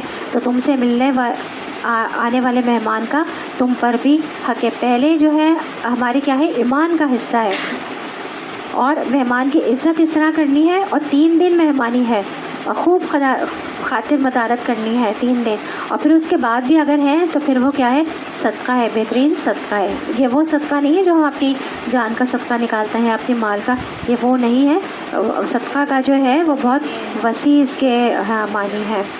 تو آپ صلی اللہ علیہ وسلم نے فرمایا اس شخص میں کوئی خیر نہیں جو مہمان نوازی نہیں کرتا۔ نبی صلی اللہ علیہ وسلم نے یہ بھی فرمایا کوئی آدمی مہمان کے لیے اپنی استطاعت سے بڑھ کر تکلف نہ کرے، اپنی استطاعت سے بڑھ کر نہیں کرنا، یہ نہ ہو کہ قرضہ لے کر مہمان نوازی کرتا پھرے۔ انس رضی اللہ عنہ کہتے ہیں کہ ہم عمر رضی اللہ عنہ کے پاس تھے تو آپ نے فرمایا ہمیں تکلف اختیار کرنے سے منع کیا گیا ہے۔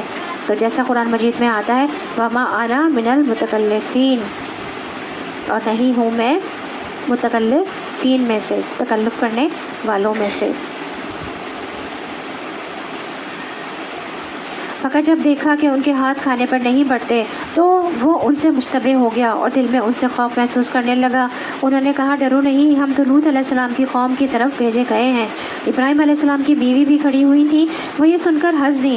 پھر ہم نے اس کو اسحاق اور اسحاق کے بعد یعقوب کی خوشخبری دی۔ وہ بولی ہائے میری کم بختی، کیا اب میرے ہاں اولاد ہوگی جبکہ میں بڑھیا ہو گئی ہوں اور میرے میاں بھی بوڑھے ہو چکے ہیں؟ یہ تو بڑی عجیب بات ہے۔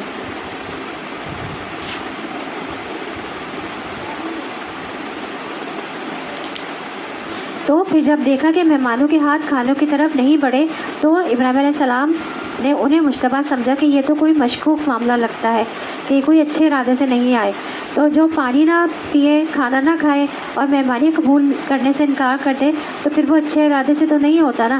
تو یہی شک ان کو بھی پڑا اور دل میں خوف محسوس ہونے لگا کہ یہ کیا ماجرا ہے، کچھ کھا پی کیوں نہیں رہے، کیونکہ وہ کیا تھے، وہ تو فرشتے تھے نا۔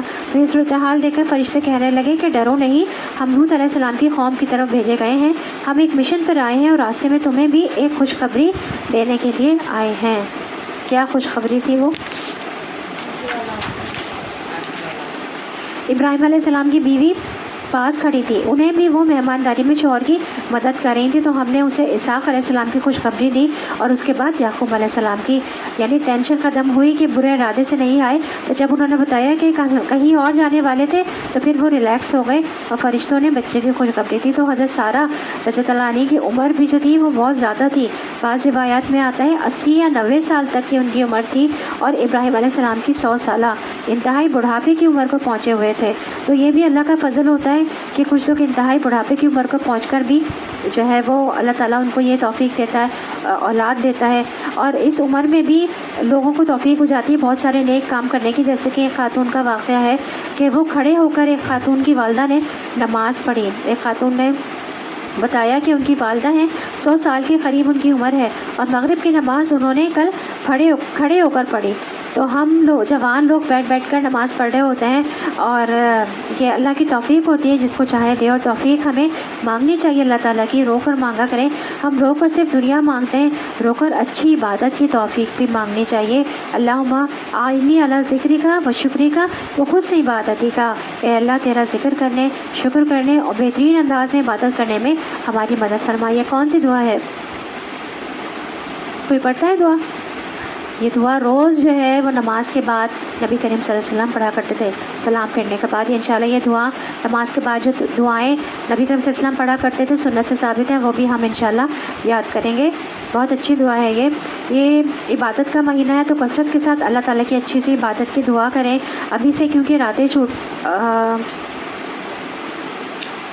جو ہے ظاہر گرمیوں کے دن ہیں تو ہماری چھوٹی ہیں اور دن جو ہے وہ لمبے ہیں، کام زیادہ ہے اور وقت کم ہے، تو برکت کی دعا مانگا کریں اور توفیق کی دعا مانگا کریں کہ یا اللہ سارا قیام کروانا، اور یکسوئی کی دعا کریں اور خشوع کی دعا کیا کریں، اس طرح دعا مانگا کریں۔ یعنی کہ نماز میں جو چیزیں ہمارے لیے ضروری ہیں کہ یا اللہ مجھے خشوع خضوع کے ساتھ نماز پڑھنے کی توفیق عطا فرما، یا اللہ تعالیٰ مجھے یکسوئی کے ساتھ، ایسی دعائیں مانگتے ہیں عبادت کے بہتری کے لیے، تو ایسی خاص طور پر ایسی دعائیں مانگیں کہ اللہ تعالیٰ مجھے یکسوئی کے ساتھ، خشوع کے ساتھ، خضوع کے ساتھ اور وقت میں برکت کی دعائیں ضرور مانگیں، اور اللہ تعالیٰ سے توفیق کی دعا بھی مانگنی چاہیے۔ یہ بھی دعا مانگنا چاہیے کہ اللہ روزے کا پتہ ہی نہ چلے اور قرآن زیادہ سے زیادہ اس کے ساتھ میرا رابطہ ہو، زیادہ سے زیادہ صدقہ دینے کی توفیق دے۔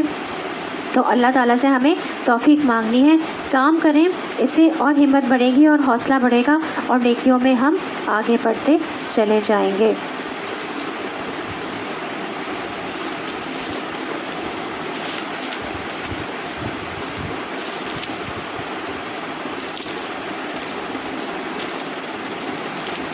فرشتوں نے کہا اللہ کے حکم پر تعجب کرتی ہو؟ ابراہیم علیہ السلام کے گھر والوں، تم لوگوں پر تو اللہ کی رحمت اور اس کی برکتیں ہیں، اور یقیناً اللہ نہایت قابل تعریف اور بڑی شان والا ہے۔ پھر جب ابراہیم علیہ السلام کی گھبراہٹ دور ہو گئی اور اولاد کی بشارت سے اس کا دل خوش ہو گیا، تو اس نے قوم لوط کے معاملے میں ہم سے جھگڑا شروع کیا۔ حقیقت میں ابراہیم علیہ السلام بڑا حلیم اور نرم دل آدمی تھا، اور ہر حال میں ہماری طرف رجوع کرتا تھا۔ آخرکار ہمارے فرشتوں نے اس سے کہا، اے ابراہیم، اس سے باز آ جاؤ، تمہارے رب کا حکم ہو چکا ہے، اور اب ان لوگوں پر وہ عذاب آ کر رہے گا جو کسی کے پھیرے نہیں پھر سکتا۔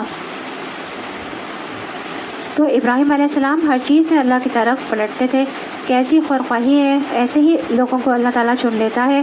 وہ اپنے مخالفین کے لیے، منکرین کے لیے بد دعائیں نہیں کرتے تھے، وہ ان کے لیے آخری وقت تک خیر ہی چاہتے تھے۔ تو حلیم وہ شخص ہوتا ہے جو غصہ نہیں کرتا اور دوسرے کے قصوروں کو پکڑتا نہیں ہے۔ حلیم وہ ہوتا ہے کہ جس کے ساتھ اگر برا کرے تو اس سے انتقام لینے میں جلدی نہیں کرتا، جلدی بدلہ نہیں لیتا، اور اواہ کا مطلب ہے ہر وقت اللہ کے سامنے گڑ گڑانا، اٹھتے بیٹھتے آہیں بڑھنا، اللہ سے دعا کرنا، اللہ سے خاص تعلق رکھنا.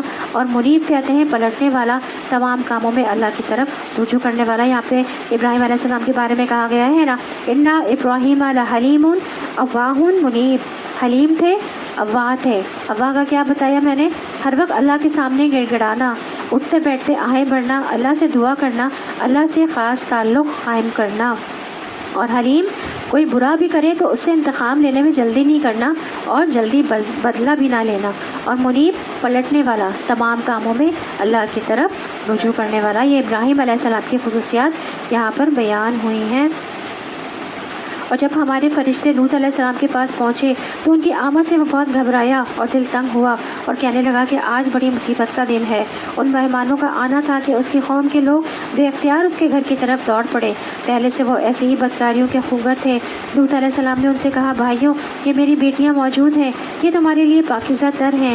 کچھ خدا کا خوف کرو اور میرے مہمانوں کے معاملے میں مجھے ذلیل نہ کرو. کیا تم میں کوئی بھلا آدمی نہیں؟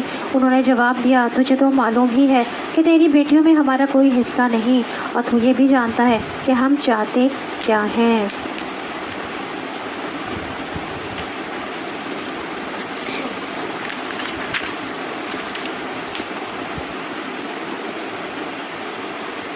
تو یہ عملے قوم لوط اس قوم کی تباہی کا باعث بنا.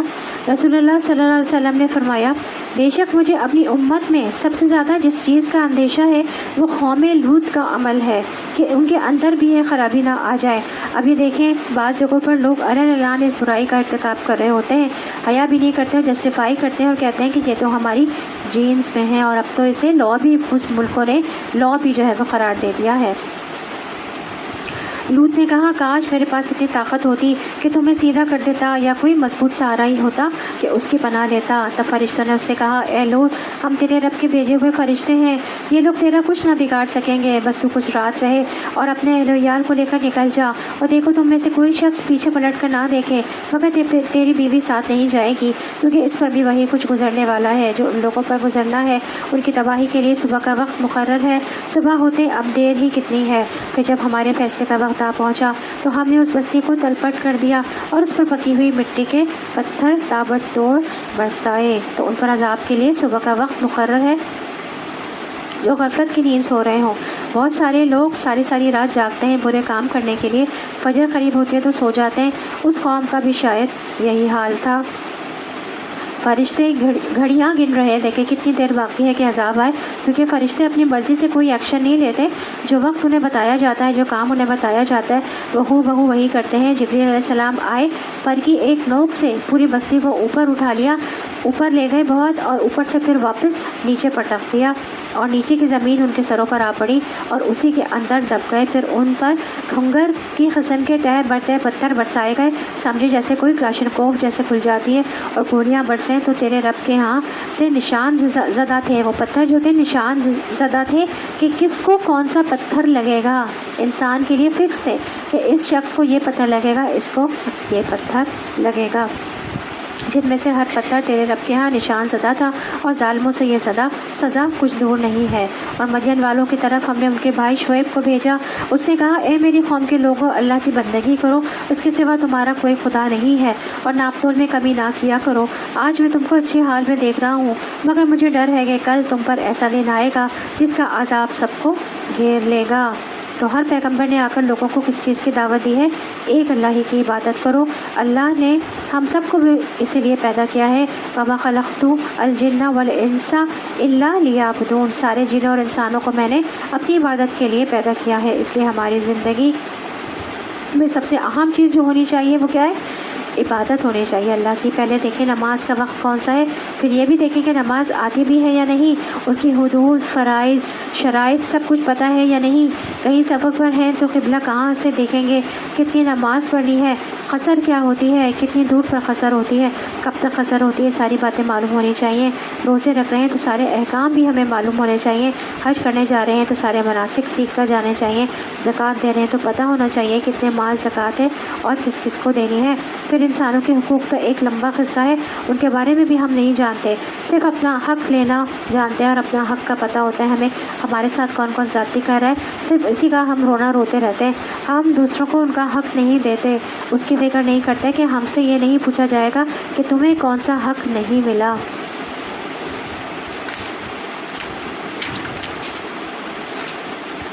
ہم سے یہ پوچھا جائے گا کہ تم نے کیا کیا، اور دوسرے کی ذاتی دوسرے سے اس کا سوال اور اس کا حساب ہوگا۔ تو اسی طرح عبادات کے حکم کے علاوہ پیغمبروں نے اپنی قوم کو جو ان کے اندر خاص قسم کی اخلاقی برائیاں اور خرابیاں تھیں نا، ان کی اصلاح کی طرف متوجہ کیا۔ جیسا کہ شعیب علیہ السلام نے اپنی قوم سے کہا کہ ناپ اور تول میں کمی نہیں کرو، میں تمہیں خوشحال دیکھ رہا ہوں، مجھے ڈر ہے تم پر ایسا عذاب آئے گا جو تمہیں ہر طرف سے گھیر لے گا۔ تو کیونکہ ان کی ایک بزنس کمیونٹی تھی، ایک تو عبادت اور دوسری طرف معاملات، دنیا جب بزنس ہوتا ہے تو دنیاوی معاملات جو ہوتے ہیں کیا ہوتے ہیں، وہ بڑھ جاتے ہیں نا، تو ان میں کیا تھا، دنیاوی معاملات میں فیئر ڈیلنگ کا کہا جا رہا ہے کہ اپنے جو دنیاوی معاملات ہیں ان میں صحیح ڈیل کرو، مطلب فیئر ہونے چاہیے اور حق کی بنیاد پر ہونے چاہیے، کسی کا کوئی نقصان نہ ہو اور کوئی دھوکہ دہی نہ ہو۔ اور اے برادران قوم، ٹھیک ٹھیک انصاف کے ساتھ پورا ناپو اور تولو، اور لوگوں کو ان کی چیزوں میں گھاٹا نہ دیا کرو، اور زمین میں فساد نہ پھیلاتے پھرو، اللہ کی دی ہوئی بچت تمہارے لیے بہتر ہے اگر تم مومن ہو۔ بہرحال میں تمہارے اوپر کوئی نگراں کار نہیں ہوں۔ اس سے پتہ چلتا ہے کہ کسی تجارت کے کام میں ایسا نفع حاصل کرنا جو حق نہ رکھتا ہو وہ درست نہیں ہے، یعنی جو مال اللہ نے تمہارے لیے انصاف کے ساتھ حقوق ادا کرنے کے بعد باقی چھوڑا ہے وہ تمہارے لیے بہتر ہے، بابرکت ہے، چاہے تھوڑا بھی ہوگا، بجائے اس کے کہ تم کسی پر ظلم کر کے ناحق مال کو خرچ کرو۔ تو نبی کریم صلی اللہ علیہ وسلم نے فرمایا ابن آدم دو چیزوں کو ناپسند کرتا ہے، موت کو، حالانکہ وہ مومن کے لیے فتنوں سے بہتر ہے موت، اور مال کی قلت کو، یعنی تھوڑا مال ہو تو راضی نہیں ہوتا مومن انسان، لیکن اگر مال کی قلت حساب کتاب میں کمی کا باعث ہوگی، تو تھوڑا ہے حساب کتاب، اگر مال تھوڑا ہے تو حساب کتاب بھی کم ہوگا، لیکن ہم ہمیشہ تھوڑے پر ہی پریشان ہوا کرتے ہیں کہ ہمارے پاس اتنا کم کیوں ہے۔ اس لیے ایک روایت میں آتا ہے کہ جو لوگ غریب ہوں گے وہ جنت میں 500 سال نصف دن پہلے چلے جائیں گے، ان کا حساب کتاب ہی نہیں، جن کے پاس زیادہ ہے ان کا حساب جو ہوگا اتنا ہی زیادہ ہوگا۔ انہوں نے جواب دیا، اے شعیب، کیا تیری نماز تجھے سکھاتی ہے کہ ہم ان سارے معبودوں کو چھوڑ دیں جن کی پرستش ہمارے باپ دادا کیا کرتے تھے، یا یہ کہ ہم کو اپنے مال میں اپنے منشا کے مطابق تصرف کرنے کا اختیار نہ ہو، بس تو ہی تو ایک عاجز ظرف اور راست باز آدمی رہ گیا ہے۔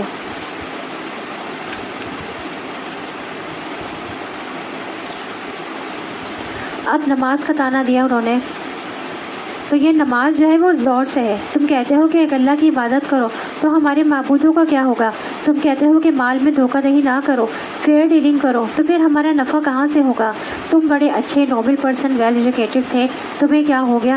تم تو مولوی بن گئے ہو، اس طرح کی نصیحتیں کرنے لگے ہو۔ آج بھی جو شخص یہ دو باتیں کرے نا تو اس کو اسی طرح کے تانے دیے جاتے ہیں۔ شعیب علیہ السلام نے کہا، بھائیو تم خود ہی سوچو، اگر میں اپنے رب کی طرف سے ایک کھلی شہادت پر تھا اور پھر اس نے مجھے اپنے ہاں سے اچھا رزق بھی عطا کیا، تو اس کے بعد میں تمہاری گمراہی اور حرام خوریوں میں تمہارا شریک حال کیسے ہو سکتا ہوں؟ اور میں ہرگز یہ نہیں چاہتا کہ جن باتوں سے میں تم کو روکتا ہوں ان کا خود ارتکاب کرو، میں تو اصلاح کرنا چاہتا ہوں جہاں تک بھی میرا بس چلے، اور یہ جو کچھ میں کرنا چاہتا ہوں اس کا سارا انحصار اللہ کی توفیق پر ہے، اسی پر میں نے بھروسہ کیا اور ہر معاملے میں اس کی طرف میں رجوع کرتا ہوں۔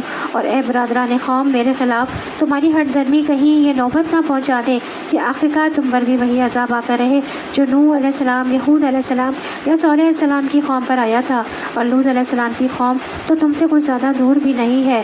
دیکھو، اپنے رب سے معافی مانگو اور اس کی طرف پلٹ آؤ، اور بے شک میرا رب رحیم ہے اور اپنی مخلوق سے محبت رکھتا ہے۔ تو ہمیں بچوں کو بچپن ہی سے تربیت کے لیے قرآن کی مستند کہانیاں سنانی چاہیے جو قرآن سے ثابت ہیں کہ سچ کی قبولیت ان کے اندر آئے، کیونکہ جھوٹ کی برکت نہیں ہوتی۔ ہماری جو استاذہ ہیں وہ بتاتی ہیں کہ جب وہ بہت چھوٹی تھی تو ان کے والد جو ہے انہیں رات کو سونے سے پہلے لازمی آدم علیہ السلام کا قصہ سناتے تھے، نوح علیہ السلام کا قصہ سناتے تھے، تو بالکل ساری دنیا سے کٹ کر رات میں خاموشی کا وقت ہوتا تھا، تو اس وقت کی جو چیزیں دل میں بیٹھتی ہیں نا وہ آج تک ان کو محسوس ہوتی ہیں۔ ہیں، اور اب بھی جب وہ واقعات پڑھتی ہیں تو انہیں وہ ساری چیزیں یاد آتی ہیں۔ تو بچوں کو کہانیاں سنایا کریں پیغمبروں کی، اور پیغمبروں کے بعد صحابہ کرام کی، اور پھر تابعین اور امت کے جو بھی بڑے بڑے بزرگ گزرے ہیں ان کی کہانیاں سنایا کریں۔ واقعات کے ذریعے انسان کو بڑی عبرت حاصل ہوتی ہے، انسان دوسروں سے نصیحت بھی حاصل کر لیتا ہے اور سبق بھی لے لیتا ہے۔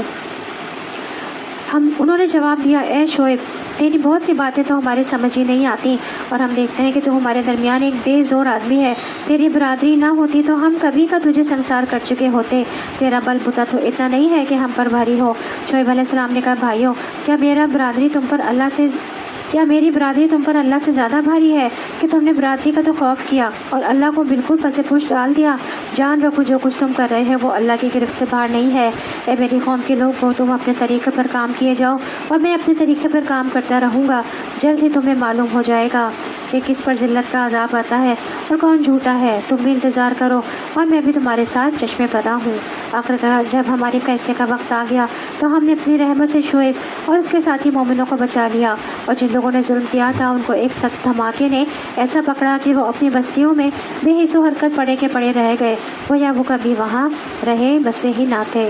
سنو، مدین والے بھی دور پھینک دیے گئے جس طرح سمود پھینک دیے گئے تھے، اور موسیٰ علیہ السلام کو ہم نے اپنی نشانیوں اور کھلی سن معموریت کے ساتھ فرعون اور اس کے ایان سلطنت کی طرف بھیجا، مگر انہوں نے فرعون کے حکم کی پیروی کی، حالانکہ فرعون کا حکم راستی پر نہ تھا۔ قیامت کے روز وہ اپنی قوم کے آگے آگے ہوگا اور اپنی پیشوائی میں انہیں دوزخ کی طرف لے جائے گا۔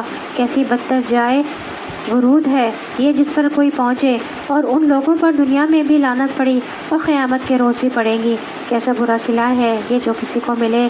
یہ چند بستیوں کی سرگزشت ہے جو ہم تمہیں سنا رہے ہیں، ان میں سے بعض اب بھی کھڑی ہے اور بعض کی فصل کٹ چکی ہے، اور ہم نے ان پر ظلم نہیں کیا، انہوں نے آپ ہی اپنے اوپر ستم ڈھایا۔ جب اللہ کا حکم آ گیا تو ان کے وہ معبود جنہیں وہ اللہ کو چھوڑ کر پکارا کرتے تھے ان کے کچھ بھی کام نہ آ سکے، اور انہوں نے ہلاکت اور بربادی کے سوا ان کو کچھ فائدہ نہ دیا۔ اور تیرا رب جب کسی ظالم بستی کو پکڑتا ہے تو پھر اس کی پکڑ ایسی ہی ہوا کرتی ہے، فی الواقع اس کی پکڑ بڑی سخت اور دردناک ہوتی ہے۔ حقیقت یہ ہے کہ اس میں ایک نشانی ہے ہر اس شخص کے لیے جو عذاب آخرت کا خوف کرے۔ وہ ایک دن ہوگا جس میں لوگ جمع ہوں گے، اور پھر جو کچھ بھی اس روز ہوگا سب کی آنکھوں کے سامنے ہوگا۔ ہم اس کے لانے میں کچھ بہت زیادہ تاخیر نہیں کر رہے ہیں، بس ایک گنی چنی مدت اس کے لیے مقرر ہے۔ جب وہ آئے گا تو کسی کو بات کرنے کی مجال نہ ہوگی، الہی کہ خدا کی اجازت سے کچھ عرض کرے۔ پھر کچھ لوگ اس روز بدبخت ہوں گے اور کچھ نیک بخت۔ جو بدبخت ہوں گے وہ دوزخ میں جائیں گے جہاں گرمی اور پیاس کی شدت سے وہ ہانپیں گے اور پھنکارے ماریں گے۔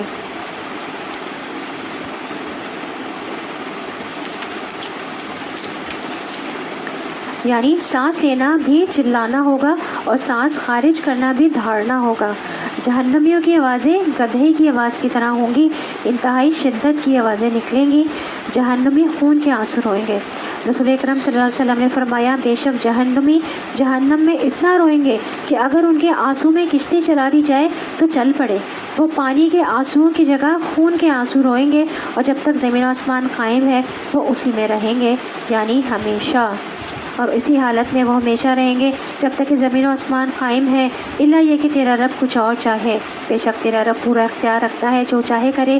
رہے وہ لوگ جو نیک بخت نکلیں گے تو وہ جنت میں جائیں گے اور وہاں ہمیشہ رہیں گے، اور جب تک زمین و آسمان قائم ہے، الا یہ کہ تیرا رب کچھ اور چاہے۔ ایسے بخشش ان کو ملے گی جس کا سلسلہ کبھی منقطع نہ ہوگا۔ تو یاد رکھیے، اہل جنت کے لیے ہمیشگی ہے اور اہل جہنم کے لیے بھی ہمیشگی ہے۔ نبی کریم صلی اللہ علیہ وسلم نے فرمایا، جب اہل جنت جہنم میں اور اہل جہنم میں داخل ہو جائیں گے تو ایک آواز دینے والا ان کے درمیان کھڑا ہو کر پکارے گا، اے جہنم والو، اب تمہیں موت نہیں آئے گی، اور اے جنت والو، تمہیں بھی موت نہیں آئے گی، بلکہ ہمیشہ یہیں رہنا ہوگا۔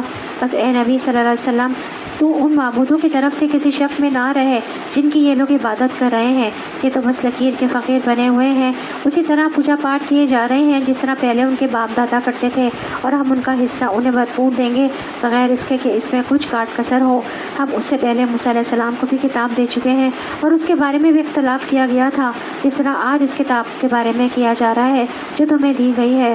اگر تیرے رب کی طرف سے ایک بات پہلے ہی طے نہ کر دی گئی ہوتی تو ان اختلاف کرنے والوں کے درمیان کبھی کا فیصلہ ہو چکا دیا گیا ہوتا۔ کہ واقعہ ہے یہ لوگ اس کی طرف سے شک اور خلجان میں پڑے ہوئے ہیں، اور یہ بھی واقعہ ہے کہ تیرا رب انہیں ان کے اعمال کا پورا بدلہ دے کر رہے گا، یقیناً وہ ان کی سب حرکتوں سے باخبر ہے۔ بس اے نبی صلی اللہ علیہ وسلم، تم اور تمہارے وہ ساتھی جو کفر و بغاوت سے ایمان و اطاعت کی طرف پلٹ آئے ہیں، ٹھیک ٹھیک راہ راست پر ثابت قدم رہو جیسا کہ تمہیں حکم دیا گیا ہے، اور بندگی کی حد سے تجاوز نہ کرو، اور جو کچھ تم کر رہے ہو اس پر تمہارا رب نگاہ رکھتا ہے۔ ان ظالموں کی طرف ذرا نہ جھکنا ورنہ جہنم کی آگ میں کی لپیٹ میں آ جاؤ گے، اور تمہیں کوئی ایسا ولی و سرپرست نہ ملے گا جو خدا سے تمہیں بچا سکے، اور کہیں سے تم کو مدد نہ پہنچے گی۔ تو یہ اتنی سخت بات تھی کہ نبی کریم صلی اللہ علیہ وسلم نے فرمایا مجھے سورہ ہود اور اس جیسی صورتوں نے بوڑھا کر دیا، یعنی اللہ کے حکم سے بھاگنے کا کوئی راستہ نہیں ہے۔ دین کتنا بھی مشکل ہو، نجات اسی کے اندر ہے، اور ظالموں کی طرف میلان نہیں رکھنا چاہیے، اور ان کے اعمال پر بھی ہمیں راضی نہیں ہونا چاہیے۔ اور دیکھو نماز قائم کرو دن کے دونوں سروں پر اور کچھ رات گزرنے پر، در حقیقت نیکیاں برائیوں کو دور کر دیتی ہیں۔ یہ ایک یاد دہانی ہے ان لوگوں کے لیے جو خدا کو یاد رکھنے والے ہیں۔ تو نماز اللہ کے ذکر کا بہترین طریقہ ہے، ایک فارمل طریقہ ہے اللہ کو یاد کرنے کا، ایک فرض سے ادا کرنے کے لیے۔ ایک نماز دوسری نماز کے درمیان ہونے والے گناہوں کا کفارہ بھی ہوتی ہے۔ فرض نماز ادا کرنے سے قدم قدم پر گناہ مٹتے ہیں اور درجات بلند ہوتے ہیں۔ ابو ہریرہ رضی اللہ عنہ کہتے ہیں کہ رسول اللہ صلی اللہ علیہ وسلم نے فرمایا جس نے اپنے گھر میں وضو کیا پھر اللہ کے گھروں میں سے کسی گھر کی طرف چل کر گیا تاکہ اللہ کے فرائض میں سے کسی ایک فریضے کو ادا کرے، یعنی نماز ادا کرے، تو اس کے دونوں قدموں میں سے ایک گناہ مٹاتا ہے اور دوسرا اس کا درجہ بلند کرتا ہے۔ تو اتنا اجر ثواب ہے مردوں کے لیے مسجد جا کر نماز پڑھنے کا، تو اپنے گھر کے مردوں کو ضرور مسجد جانے کی ترغیب دیا کریں۔ یہ حدیث ہے، اور کل بھی ہم نے ایک حدیث پڑھی تھی، نور کے بارے میں پڑھا تھا، اور اس طرح سے یہ حدیث دونوں یاد کر لیں، اور یہ اپنے بچوں کو بھی اور اپنے گھر کے مردوں کو بتایا کریں کہ جو کہ مسجد میں جا کر نماز نہیں پڑھتے ہیں۔ اور سفر کر اللہ نیکی کرنے والوں کا اجر کبھی ضائع نہیں کرتا۔ پھر کیوں نہ ان قوموں میں جو تم سے پہلے گزر چکی ہیں ایسے اہل خیر موجود رہے جو لوگوں کو زمین میں فساد برپا کرنے سے روکتے ہیں، ایسے لوگ نکلے بھی تو بہت کم جن کو ہم نے ان قوموں میں سے بچا لیا، ورنہ ظالم لوگ تو انہی بزوں کے پیچھے پڑے رہے جن کے سامنے انہیں فراوانی کے ساتھ جن کے سامان انہیں فراوانی کے ساتھ دیے گئے تھے، اور وہ مجرم بن کر رہے۔ تیرا رب ایسا نہیں ہے کہ بستیوں کو ناحق تباہ کر دے حالانکہ ان کے باشندے اصلاح کرنے والے ہوں۔ بے شک تیرا رب اگر چاہتا تو تمام انسانوں کو ایک گروہ بنا سکتا تھا، مگر اب تو وہ مختلف طریقوں ہی پر چلتے رہیں گے، اب یہ راہ رویوں سے تو صرف وہ لوگ بچیں گے جن پر تیرے رب کی رحمت ہے۔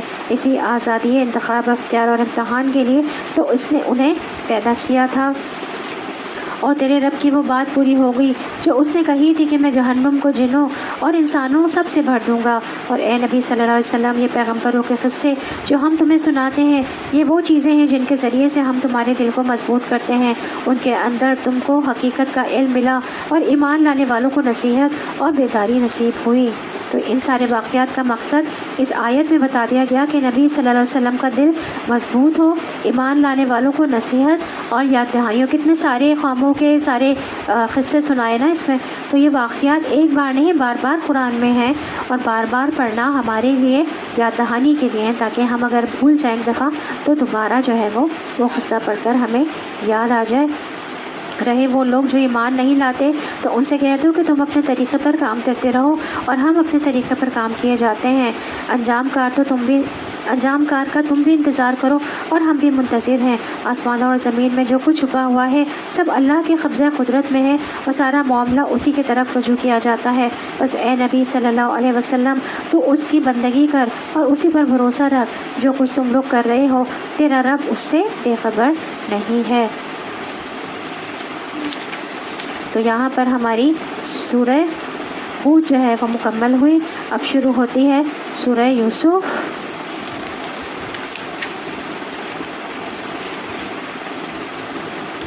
بسم اللہ الرحمن الرحیم۔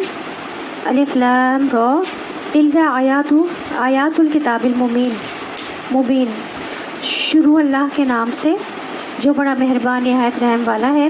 الف لام را، یہ اس کتاب کی آیات ہیں جو اپنا مدعا صاف صاف بیان کرتی ہیں۔ ہم نے اسے نازل کیا ہے قرآن بنا کر عربی زبان میں، تاکہ تم اہل عرب اس کو اچھی طرح سمجھ سکو۔ اے نبی صلی اللہ علیہ وسلم، ہم اس قرآن کو تمہاری طرف وحی کر کے بہترین پیرائی میں واقعات اور حقائق تم سے بیان کرتے ہیں، ورنہ اس سے پہلے تو ان چیزوں سے تم بالکل ہی بے خبر تھے۔ تو یعنی عربی زبان جو ہے اس کے بارے میں کہا گیا ہے کہ قرآن جو ہے عربی زبان میں ہم نے نازل کیا، یعنی عربی ہی اس کا بوجھ اٹھا سکتی تھی، اور عربی زبان کے اندر اتنی وسعت تھی کہ ان معنوں کو بیان کیا جا سکے۔ عربی زبان جو ہے اس کے بارے خصوصیت ہے کہ وہ اپنے اندر بہت زیادہ وسعت رکھتی ہے۔ ایک میننگ میں کئی میننگ آتے ہیں، ایون یہ کہ ایک میننگ جو ہے وہ اس کی اگر ایک پازیٹیو سائڈ کو کرتا ہے تو اس کی ایک نیگیٹو سائڈ، اس کی اپوزٹ سائڈ کو بھی جو ہے وہ شو کرتا ہے اسی ایک لفظ میں۔ تو بہت زیادہ وسعت ہے عربی زبان میں جو بندوں کی سمجھ کے لیے ضروری ہے۔ نبی صلی اللہ علیہ وسلم کے علم میں یہ کہانی نہیں تھی، حضرت یوسف علیہ السلام کا قصہ نہیں تھا، تو اللہ تعالیٰ نے پوری صورت میں ہی ایک واقعہ بیان کیا جو یوسف علیہ السلام کا تھا۔ تو یہ نبی کریم صلی اللہ علیہ وسلم کو جو واقعات ہیں، ظاہر ہے پچھلی قوموں کے واقعات نبی صلی اللہ علیہ وسلم کو تو نہیں پتہ تھا نا، تو سارے وحی کے ذریعے ان کو سنائے گئے کہ آپ یہ باتیں ہوئی تھی پچھلے دور میں، تو آپ یہ سنا کر لوگوں کو ہم اللہ کا پیغام سنائیں۔ یہ اس وقت کا ذکر ہے جب یوسف علیہ السلام اپنے بھائی یوسف علیہ السلام نے اپنے باپ سے کہا، ابا جان، میں نے خواب دیکھا ہے کہ 11 ستارے ہیں اور سورج اور چاند ہیں اور وہ مجھے سجدہ کر رہے ہیں۔ تو خواب جو ہے وہ 3 طرح کے ہوتے ہیں۔ اچھا خواب جو اللہ کی طرف سے خوشخبری ہوتا ہے، ایک وہ خواب ہوتا ہے جو شیطان کی طرف سے ہوتا ہے، وہ غمگین کر دیتا ہے، ایک خواب جو بندے کے اپنے اوہام اور اپنے خیالات، اس کے وہم ہوتے ہیں اور خیالات ہوتے ہیں، وہ خواب ہوتا ہے۔ تو اچھا خواب آنے پر اللہ کا شکر ادا کرنا چاہیے، خوش ہونا چاہیے اور اس کے اپنے ہمدرد اور مخلص لوگوں میں بیان بھی کر دینا چاہیے۔ نبی کریم صلی اللہ علیہ وسلم نے فرمایا، خواب کسی عالم یا خیر خواہ ہی سے بیان کیا جائے، لیکن اگر برا خواب آئے تو کسی کو نہیں بیان کرنا چاہیے، اور اس کے شر سے اللہ تعالیٰ کی اس کے شر سے اللہ کی پناہ مانگنا چاہیے۔ ابو سلمہ رضی اللہ عنہ کہتے ہیں کہ میں ایسے خوفناک خواب دیکھتا تھا کہ جو مجھے بیمار کر دیتے تھے، یہاں تک کہ جب میں نے ابو قتادہ کو کہتے ہوئے سنا میں بھی ایسے خواب دیکھتا ہوں جو مجھے بیمار کر دیتے ہیں، تو اس سے پتہ چلتا ہے کہ صحابہ، تابعین، بڑے بڑے نیک لوگوں کو ایسے خواب آ سکتے تھے کہ جس میں شیطان دشمن نہ دن کو چھوڑتا تھا اور نہ رات کو بھی غمگین کرنے والی باتیں دل میں ڈالتا تھا۔ نبی کریم صلی اللہ علیہ وسلم نے فرمایا، تم میں سے جب کوئی ناپسندیدہ خواب دیکھے تو اس کے شر اور شیطان کے شر سے اللہ کی پناہ مانگے، 3 بار بائیں طرف تھو تھو کر دے اور کسی سے بیان بھی نہ کرے، ایسا کرنے سے وہ خواب اسے کوئی نقصان نہیں دے سکتا۔ لیکن افسوس یہ ہے کہ وہ خواب چونکہ ہمارے دل پر بوجھ بن جاتا ہے تو ہم چاہتے ہیں کہ کسی کو سنا دیں، نہیں، صرف اللہ سے اس کے شر سے بچنے کے لیے دعا کرنی ہے، تو انشاءاللہ پھر وہ عمل میں نہیں آئے گا، پورا نہیں ہوگا۔ یہاں یوسف علیہ السلام نے بہت ہی میننگ فل خواب دیکھا تھا۔ باپ جو ہے وہ ایک عالم تھے۔ باپ کون تھے حضرت یوسف علیہ السلام کے؟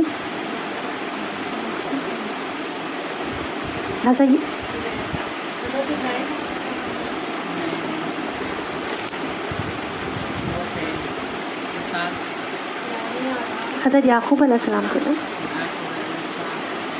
تو حضرت یوسف علیہ السلام نے بہت ہی میننگ فل خواب دیکھا۔ باپ ایک عالم تھے، اس نے بچے کو بڑی پیاری نصیحت کی۔ یاد رکھیے، ریسرچز بتاتی ہیں کہ جیلسیز جو ہے نا، حسد قریب ترین لوگوں میں زیادہ ہوتی ہے، اپنے ہی بہن بھائیوں میں، اپنے ہی رشتہ داروں میں زیادہ ہوتا ہے یہ جذبہ۔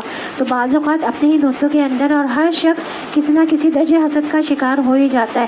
تو اگر دل میں صرف خیال ہی آیا ہے تو اللہ سے اس کا فضل مانگ لیں اور اس سے باہر نکل آئیں، لیکن اس کے بنا پر دوسرے کے خلاف کوئی چال بازیاں، مکروہ ہیلا کرنا نہ شروع کر دیں، اس پر پکڑ ہے، یعنی کہ دل کے خیال پر پکڑ نہیں ہے جب تک کہ وہ عمل میں نہ آ جائے یا زبان سے نہ نکلے۔ تو جواب میں ان کے باپ نے کیا کہا، بیٹا یہ خواب اپنے بھائیوں کو نہ سنانا، ورنہ وہ تیرے در پہ آزار ہو جائیں گے۔ حقیقت یہ ہے کہ شیطان آدمی کا کھلا دشمن ہے۔ تو یہاں دیکھیے، یعقوب علیہ السلام بیٹے کو بھائیوں کی کوئی غیبت نہیں کر رہے، ان کی نصیحت کر رہے ہیں کہ تو جب کسی کے شر سے بچنے کے لیے کسی کو نصیحت کرنی ہو تو ان کی برائیاں لمبے چوڑے قصے بیان کرنے کے بجائے محتاط کر کے کرنی چاہیے۔ ایک اور بات بھی یہاں سے پتہ چلتی ہے کہ نعمت جب تک پوری نہ ہو جائے اس کا اظہار بھی نہیں کرنا چاہیے، یعنی نعمت کو تب تک چھپانا چاہیے جب تک کہ وہ خود ظاہر نہ ہو جائے۔ جب حاجت پوری ہو جائے تو اس کے بعد ذکر کیا جا سکتا ہے، اور وہ اس لیے کہ اللہ کا شکر ادا کیا جائے، اور حاصل سے بچنے کے لیے نعمتوں کو چھپانا لازم ہے۔ جب آپ کو پتہ ہو آپ کے دائیں بائیں ایسے لوگ موجود ہیں جو آپ کی خوشی پر، آپ کی نعمت پر راضی نہیں ہوتے بلکہ دل میں قباحت محسوس کرتے ہیں اور کسی نہ کسی طرح برا مانتے ہیں، آپ کے مقاصد میں رکاوٹ بنیں گے، تو آپ خاموش رہیں، لیکن ان نعمتوں کو ہر وقت چھپانا نہیں چاہیے۔ دین بھی ایک نعمت ہے، اس کا اظہار کرنا چاہیے۔ اور ایسا ہی ہوگا جیسے تو نے خواب میں دیکھا ہے، تیرا رب تجھے اپنے کام کے لیے منتخب کرے گا اور تجھے باتوں کے تہہ تک پہنچنا سکھائے گا۔ یہ اصل بات تھی، یہ خواب کا، وہ خوابوں کی جانتے تھے نا، ان کو عالم تھے، وہ انہیں پتہ چل جاتا تھا، تو ان کو پتہ چل گیا کہ کیا ہے کہ ان کا بیٹا کیا کرے گا۔ اللہ تعالیٰ نے انہیں، ان کے بیٹے کو منتخب کر لیا ہے اپنے کام کے لیے، اور وہ باتوں کے تہہ تک پہنچنا سکھائے گا، اور تیرے اوپر آل یعقوب پر اپنی نعمت اسی طرح پوری کرے گا جس طرح اس سے پہلے وہ تیرے بزرگوں ابراہیم اور اسحاق پر کر چکا ہے۔ یقیناً تیرا رب علیم اور حکیم ہے۔ حقیقت یہ ہے کہ یوسف علیہ السلام اور اس کے بھائیوں کے قصے میں ان سے پوچھنے والوں کے لیے بڑی نشانیاں ہیں۔ یہ قصہ یوں شروع ہوتا ہے کہ اس کے بھائیوں نے آپس میں کہا کہ یوسف اور اس کا بھائی یہ دونوں ہمارے والد کو ہم سے زیادہ محبوب ہیں، حالانکہ ہم ایک پورا جتھا ہیں۔ سچی بات یہ ہے کہ ہمارے ابا جان بالکل ہی بہک گئے ہیں، چلو یوسف کو قتل کر دو یا اسے کہیں بھیج دو تاکہ تمہارے والد کی توجہ صرف تمہاری ہی طرف ہو جائے، یہ کام کر لینے کے بعد پھر نیک بن رہنا۔ اس پر ان میں سے ایک بولا، یوسف علیہ السلام کو قتل نہ کرو، اگر کچھ کرنا ہی ہے تو اسے کسی اندھے کنویں میں پھینک ڈال دو، کوئی آتا جاتا قافلہ اسے نکال لے جائے گا۔ اس قرارداد پر انہوں نے جا کر اپنے باپ سے کہا، ابا جان کیا بات ہے، آپ یوسف علیہ السلام کے معاملے میں ہم پر بھروسہ نہیں کرتے، حالانکہ ہم اس کے سچے خیر خواہ ہیں، کل اسے ہمارے ساتھ بھیج دیجیے، کچھ چڑھ چگ لے گا اور کھیل کود سے بھی دل بہلائے گا، ہم اس کی حفاظت کا موجود ہے۔ باپ نے کہا، تمہارا اسے لے جانا مجھے شاق گزرتا ہے اور مجھے اندیشہ ہے کہ کہیں اسے بھیڑیا نہ پھاڑ کھائے جبکہ تم اس سے غافل ہو۔ انہوں نے جواب دیا، اگر ہمارے ہوتے اسے بھیڑیا نے کھا لیا جبکہ ہم ایک جتھا ہیں تب تو ہم بڑے ہی نکمے ہوں گے۔ اس طرح اصرار کر کے جب وہ اسے لے گئے اور انہوں نے طے کر لیا کہ اسے ایک اندھے کنویں میں چھوڑ دیں گے، تو ہم نے یوسف علیہ السلام کو وحی کی کہ ایک وقت آئے گا جب تم ان لوگوں کو ان کی یہ حرکت جتائے گا، یہ اپنے فعل کے نتائج سے بے خبر ہیں۔ شام کو وہ روتے پیٹتے اپنے باپ کے پاس آئے اور کہا، ابا جان ہم دوڑ کا مقابلہ کرنے میں لگ گئے تھے اور یوسف کو ہم نے اپنے سامان کے پاس چھوڑ دیا تھا کہ اتنے میں ایک بھیڑیا آ کر اسے کھا گیا، آپ ہماری بات کا یقین نہ کریں گے چاہے ہم سچے ہی ہوں۔ اور وہ یوسف علیہ السلام کی قمیص پر جھوٹ موٹ کا خون لگا کر لے آئے تھے۔ یہ سن کر ان کے باپ نے کہا، بلکہ تمہارے نفس نے تمہارے لیے ایک بڑے کام کو آسان بنا دیا، اچھا صبر کروں گا اور بخوبی صبر کروں گا، جو بات تم بنا رہے ہو اس پر اللہ ہی سے مدد مانگی جا سکتی ہے۔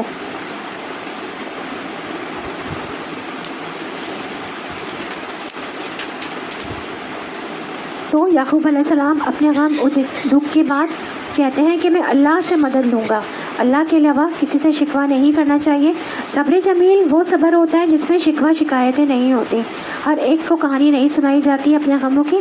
امام سوری کہتے ہیں، 3 باتیں صبر میں ہیں، اپنی تکلیف کو بیان نہ کرنا، اپنی مصیبت کا ذکر نہ کرنا، اور نہ ہی اپنے آپ کو پاک قرار دینا۔ یہاں ایک اور بات بھی ہے کہ جب ہم اپنے منہ سے کوئی ایسی بات نکال دیتے ہیں تو دوسرے اس کو پکڑ بھی لیتے ہیں اور پھر وہ اسی بات کو ہمارے خلاف استعمال کرتے ہیں۔ یعقوب علیہ السلام نے اپنے خدشے کا اظہار کر دیا تھا تو بچوں نے وہی بات پکڑ لی اور اسی چیز کا بہانہ بنایا اور وہی جھوٹ بول دیا کہ بھیڑیا کھا گیا تھا، حالانکہ قمیص لے آئے تھے خون لگا کر جھوٹ موٹ کا، اور قمیص نہیں پھٹی اور اس میں سے نکال کر بھیڑیے نے کھا لیا۔ اس لیے یعقوب علیہ السلام کو سمجھ آئی کہ بات یہ نہیں بلکہ معاملہ کچھ اور ہے۔ اس وقت تفتیش بھی نہیں گئی، انہوں نے پیچھے بھی نہیں پڑے کہ بتاؤ مجھے کوئی مار پٹائی نہیں، کوئی تانا تشی نہیں کیا، جوان بیٹے ہیں کیا کیا جا سکتا ہے، صبر جمیل ہی ہے۔ اولاد کی تربیت میں چاہے وہ چھوٹے ہوں یا بڑے ہوں، صبر جمیل ہی کام آتا ہے، لیکن ہم چھوٹے بچوں پہ یہاں پہ تو خوب ان کی دھنائی کر دیتے ہیں۔ تو ہمیں دیکھنا چاہیے انبیاء کرام کے طرز عمل سے کہ وہ کیسے اپنے بچوں کی غلط باتوں پہ کیا طرز عمل اختیار کرتے تھے۔ ادھر ایک قافلہ آیا اور اس نے اپنے سقے کو پانی لانے کے لیے بھیجا۔ سقے نے جب کنویں میں ڈول ڈالا تو یوسف علیہ السلام کو دیکھ کر پکار اٹھا، مبارک ہو، یہاں تو ایک لڑکا ہے۔ ان لوگوں نے اس کو مالی تجارت سمجھ کر چھپا لیا، حالانکہ وہ جو کچھ وہ کر رہے تھے خدا اس سے باخبر تھا۔ آخرکار انہوں نے تھوڑی سی قیمت پر چند درہموں کے عوض اسے بیچ ڈالا، اور وہ اس کی قیمت کے معاملے میں کچھ زیادہ امیدوار نہ تھے۔ مصر کے جس شخص نے اسے خریدا، اس نے اپنی بیوی سے کہا، اس کو اچھی طرح رکھنا، بعید نہیں کہ یہ ہمارے لیے مفید ثابت ہو یا ہم اسے بیٹا ہی بنا لیں۔ اس طرح ہمیں یوسف علیہ السلام کے لیے اس سرزمین میں ختم جمانے کی صورت نکالی اور اسے معاملہ فہمی کی تعلیم دینے کا انتظام کیا۔ اللہ اپنا کام کر کے رہتا ہے، مگر اکثر لوگ نہیں جانتے ہیں، اور جب وہ اپنی پوری جوانی کو پہنچا تو ہم نے اسے قوت فیصلہ اور علم عطا کیا، اور اس طرح ہم نیک لوگوں کو جزا دیتے ہیں۔ جس عورت کے گھر میں وہ تھا اس پر وہ ڈورے ڈالنے لگی، اور ایک روز دروازہ بند کر کے بولی، آجا۔ یوسف علیہ السلام نے کہا، خدا کی پناہ، میرے رب نے تو مجھے اچھی منزلت بخشی ہے، اور میں یہ کام کروں؟ ایسے ظالم کبھی فلاح نہیں پایا کرتے۔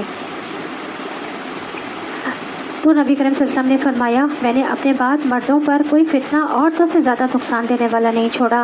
بعض عورتیں مردوں کو برائی کی طرف دعوت دیتی ہیں، بعض اوقات لباس کے ذریعے سے، بعض اوقات اپنے انداز کے ذریعے سے، تو یہ ایک بہت بڑی فتنے کی بات ہے، تو جس کے لیے مرد کو غض بصر کے لیے کہا گیا ہے۔ مرد کو نظر نیچے رکھنے کا حکم ہے نا، پہلی نظر تو معاف ہے لیکن دوسری نظر پہ پکڑ ہے، تو مرد کو کیا ہے، غض بصر، اپنی نگاہ نیچے رکھنی ہے، نیچے رکھنے کا حکم اسی لیے کہا گیا ہے کہ عورت کیا ہے، فتنہ ہے۔ وہ اس کی طرف بڑھی اور یوسف علیہ السلام بھی اس کی طرف بڑھتا، اب مگر اپنے رب کی برہان نہ دیکھ لیتا، اگر اپنے رب کی برہان نہ دیکھ لیتا۔ ایسا ہوا تاکہ ہم اس سے بدی اور بے حیائی کو دور کر دیں، در حقیقت وہ ہمارے چنے ہوئے بندوں میں سے تھا۔ آخرکار یوسف اور وہ آگے پیچھے دروازے کی طرف بھاگے، اور اس نے پیچھے سے یوسف کا قمیص کھینچ کر پھاڑ دیا، اور دروازے پر دونوں نے اس کے شوہر کو موجود پایا۔ اسے دیکھتے ہی عورت کہنے لگی، کیا سزا ہے اس شخص کے لیے جو تیری گھر والی پر نیت خراب کرے؟ اس کے سوا اور کیا سزا ہو سکتی ہے کہ وہ قید کیا جائے یا اسے سخت عذاب دیا جائے؟ یوسف علیہ السلام نے کہا، یہی مجھے پھانسنے کی کوشش کر رہی تھی۔ اس عورت کے اپنے خنبہ والوں میں سے ایک شخص نے قرینے کی شہادت پیش کی کہ اگر یوسف علیہ السلام کا قمیص آگے سے پھٹا ہو تو عورت سچی ہے اور یہ جھوٹا، اور اگر اس کا قمیص پیچھے سے پھٹا ہو تو عورت جھوٹی ہے اور یہ سچا۔ جب شوہر نے دیکھا کہ یوسف علیہ السلام کا قمیص پیچھے سے پھٹا ہے تو اس نے کہا، یہ تم عورتوں کی چالاکیاں ہیں، واقعی بڑے غضب کی ہوتی ہیں تمہاری چالیں۔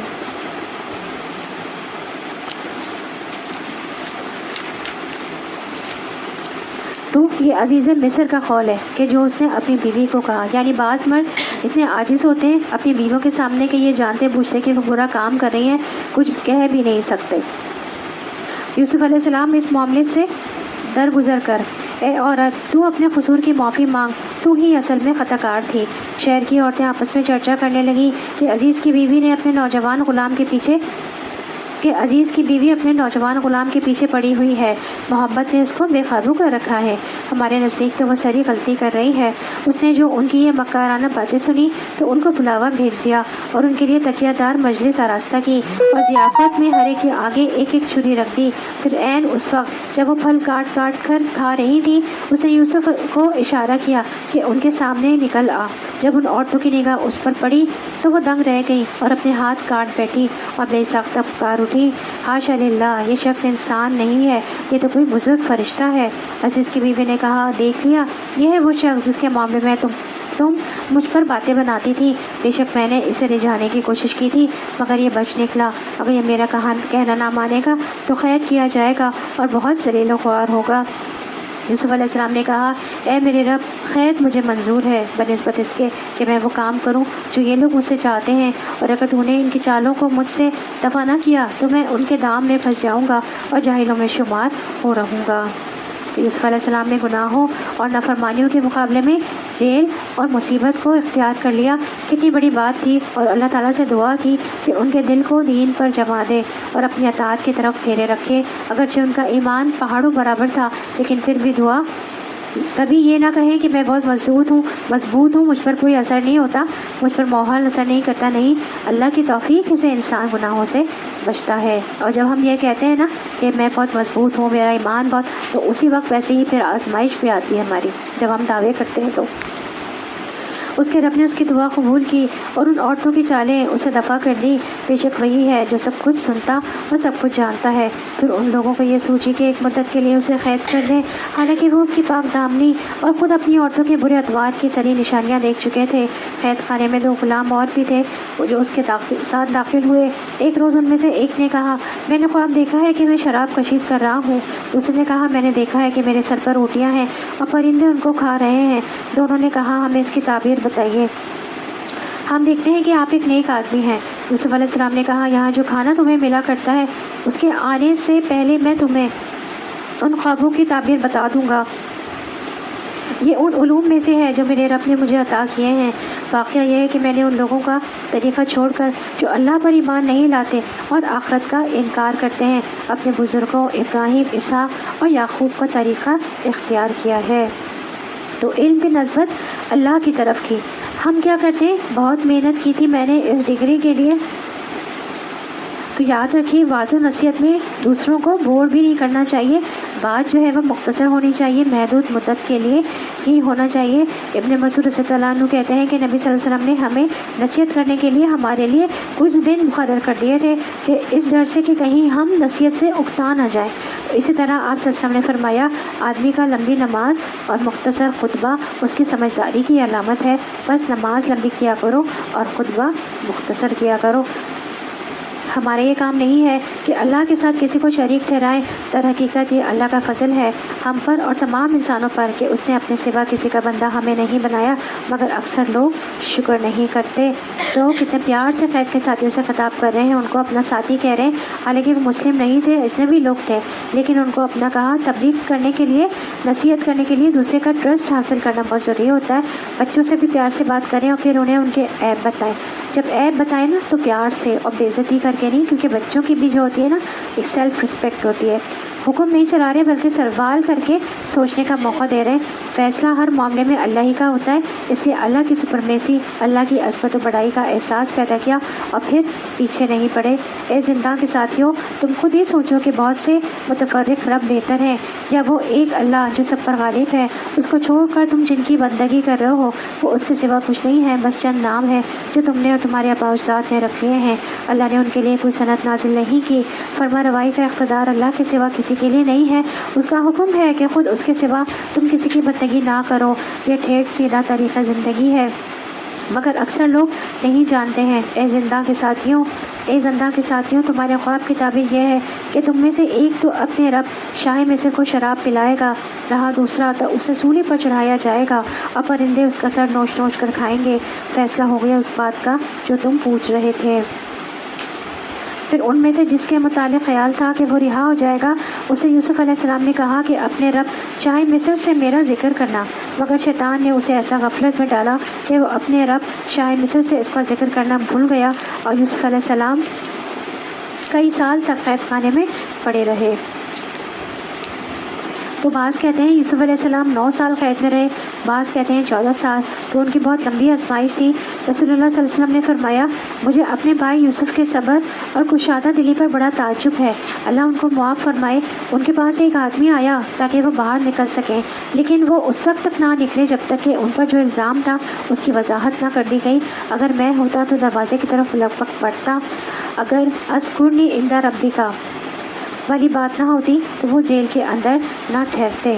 ایک روز بادشاہ نے کہا، میں نے خواب میں دیکھا ہے کہ 7 موٹی گائیں ہیں جن کو 7 دبلی گائیں کھا رہی ہیں، اور اناج کی 7 بالیں ہری ہیں اور دوسری 7 سوکھی۔ اے اہل دربار، مجھے اس کی تعبیر بتاؤ اگر تم ان خوابوں کا مطلب سمجھتے ہو۔ لوگوں نے کہا، یہ تو پریشان خوابوں کی باتیں ہیں، ہم اس طرح کے خوابوں کا مطلب نہیں جانتے۔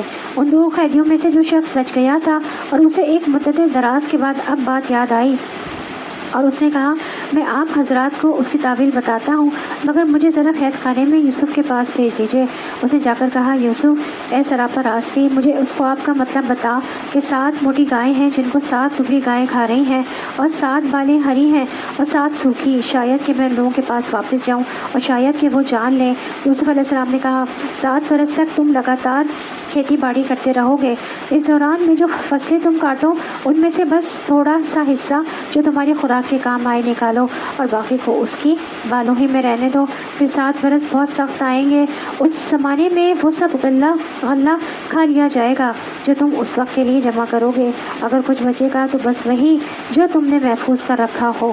اس کے بعد پھر 1 سال ایسا آئے گا جس میں باران رحمت سے لوگوں کی فریاد رسی کی جائے گی اور وہ رس نہ چھوڑیں گے۔ بادشاہ نے کہا اسے میرے پاس لاؤ، مگر جب شاہی فرستادہ یوسف کے پاس پہنچا تو اس نے کہا اے رب کے پاس واپس جا، اپنے رب کے پاس واپس جا اور اس سے پوچھ کہ ان عورتوں کا کیا معاملہ ہے جنہوں نے اپنے ہاتھ کاٹ لیے تھے، میرا رب تو ان کی مکاری سے واقف ہی ہے۔ اس پر بادشاہ نے ان عورتوں سے دریافت کیا تمہارا کیا تجربہ ہے اس وقت کا جب تم نے یوسف کو رجھانے کی کوشش کی تھی؟ سب نے یکجان ہو کر کہا حاشا للہ، ہم نے تو اس میں بدی کا شائبہ تک نہ پایا تھا۔ عزیز کی بیوی بول اٹھی اب حق کھل چکا ہے، وہ میں ہی تھی جس نے اس کو پھسلانے کی کوشش کی تھی، بے شک وہ بالکل سچا ہے۔ یوسف علیہ السلام نے کہا اس سے میری غرض یہ تھی کہ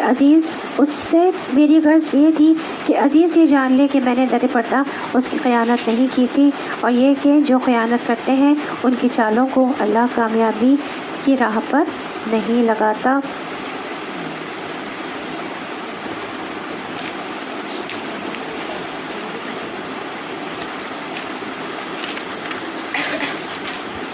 تو بعض اوقات ایسا بھی ہوتا ہے کہ آپ کی کوئی غلطی نہیں ہوتی لیکن آپ پر الزام لگا دیا جاتا ہے۔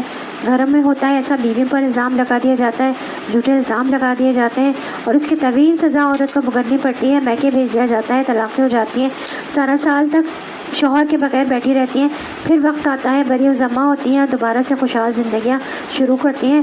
زندگی میں بعض اوقات انسان کے سامنے ایسی آزمائشیں آ جاتی ہیں جن کا وہ سوچ بھی نہیں سکتا اور اس میں اس کی کوئی غلطی بھی نہیں ہوتی ہے، اور آزمائش ہوتی بھی یہی ہے کہ جس میں انسان کا قصور نہ ہو، کیونکہ دوسرا تو پھر عذاب ہوتا ہے، وہ پھر کیا ہوتی ہے سزا ہوتی ہے۔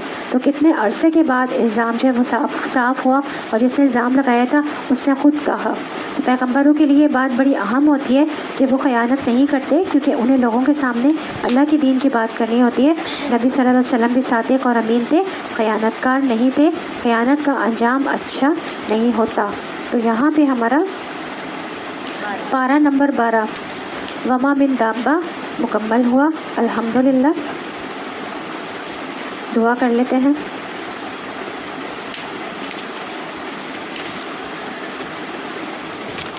سبحانک اللہم وبحمدک اشہد ان لا الہ الا انت استغفرک واتوب الیک۔ بسم اللہ الرحمن الرحیم، الحمدللہ رب العالمین الرحمن الرحیم مالک یوم الدین، ایاک نعبد و ایاک نستعین، اہدنا الصراط المستقیم صراط الذین انعمت علیہم غیر المغضوب علیہم ولا الضالین آمین۔ اللہم صلی علی محمد وعلی آل محمد کما صلیت علی ابراہیم وعلی آل ابراہیم انک حمید مجید۔ اللہم بارک علی محمد وعلی آل محمد کما بارکت علی ابراہیم وعلی آل ابراہیم انک حمید مجید۔ ربنا آتنا فی الدنیا حسنۃ وفی الآخرۃ حسنۃ وقنا عذاب النار۔ ربنا ظلمنا انفسنا وإن لم تغفر لنا وترحمنا لنكونن من الخاسرین۔ استغفر اللہ العظیم الذی لا الہ الا هو الحی القیوم واتوب الیہ، لا الہ الا انت سبحانک انی کنت من الظالمین۔ ربنا هب لنا من ازواجنا وذریاتنا قرۃ اعین واجعلنا للمتقین اماما۔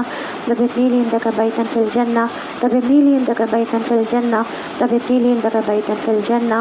ربنا اصرف عنا عذاب جہنم ان عذابها كان غراما انها ساءت مستقرا ومقاما۔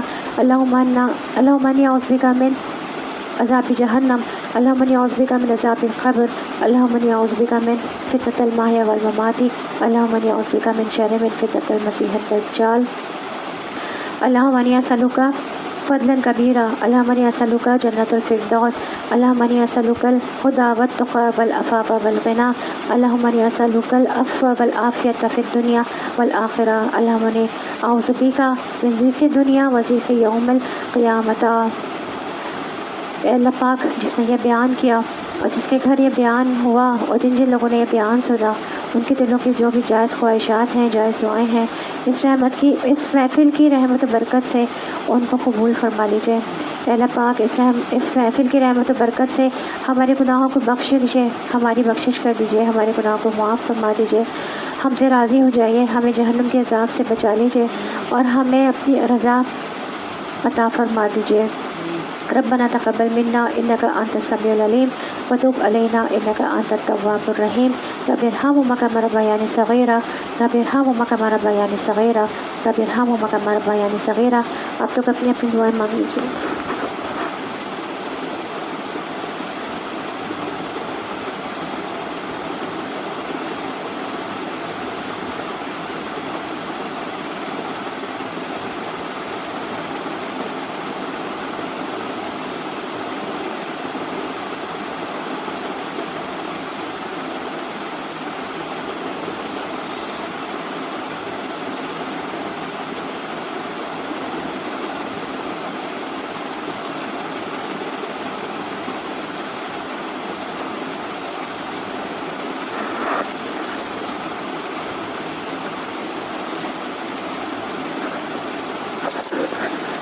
سبحان ربک رب العزت عما یصفون وسلام علی المرسلین والحمد للہ رب العالمین۔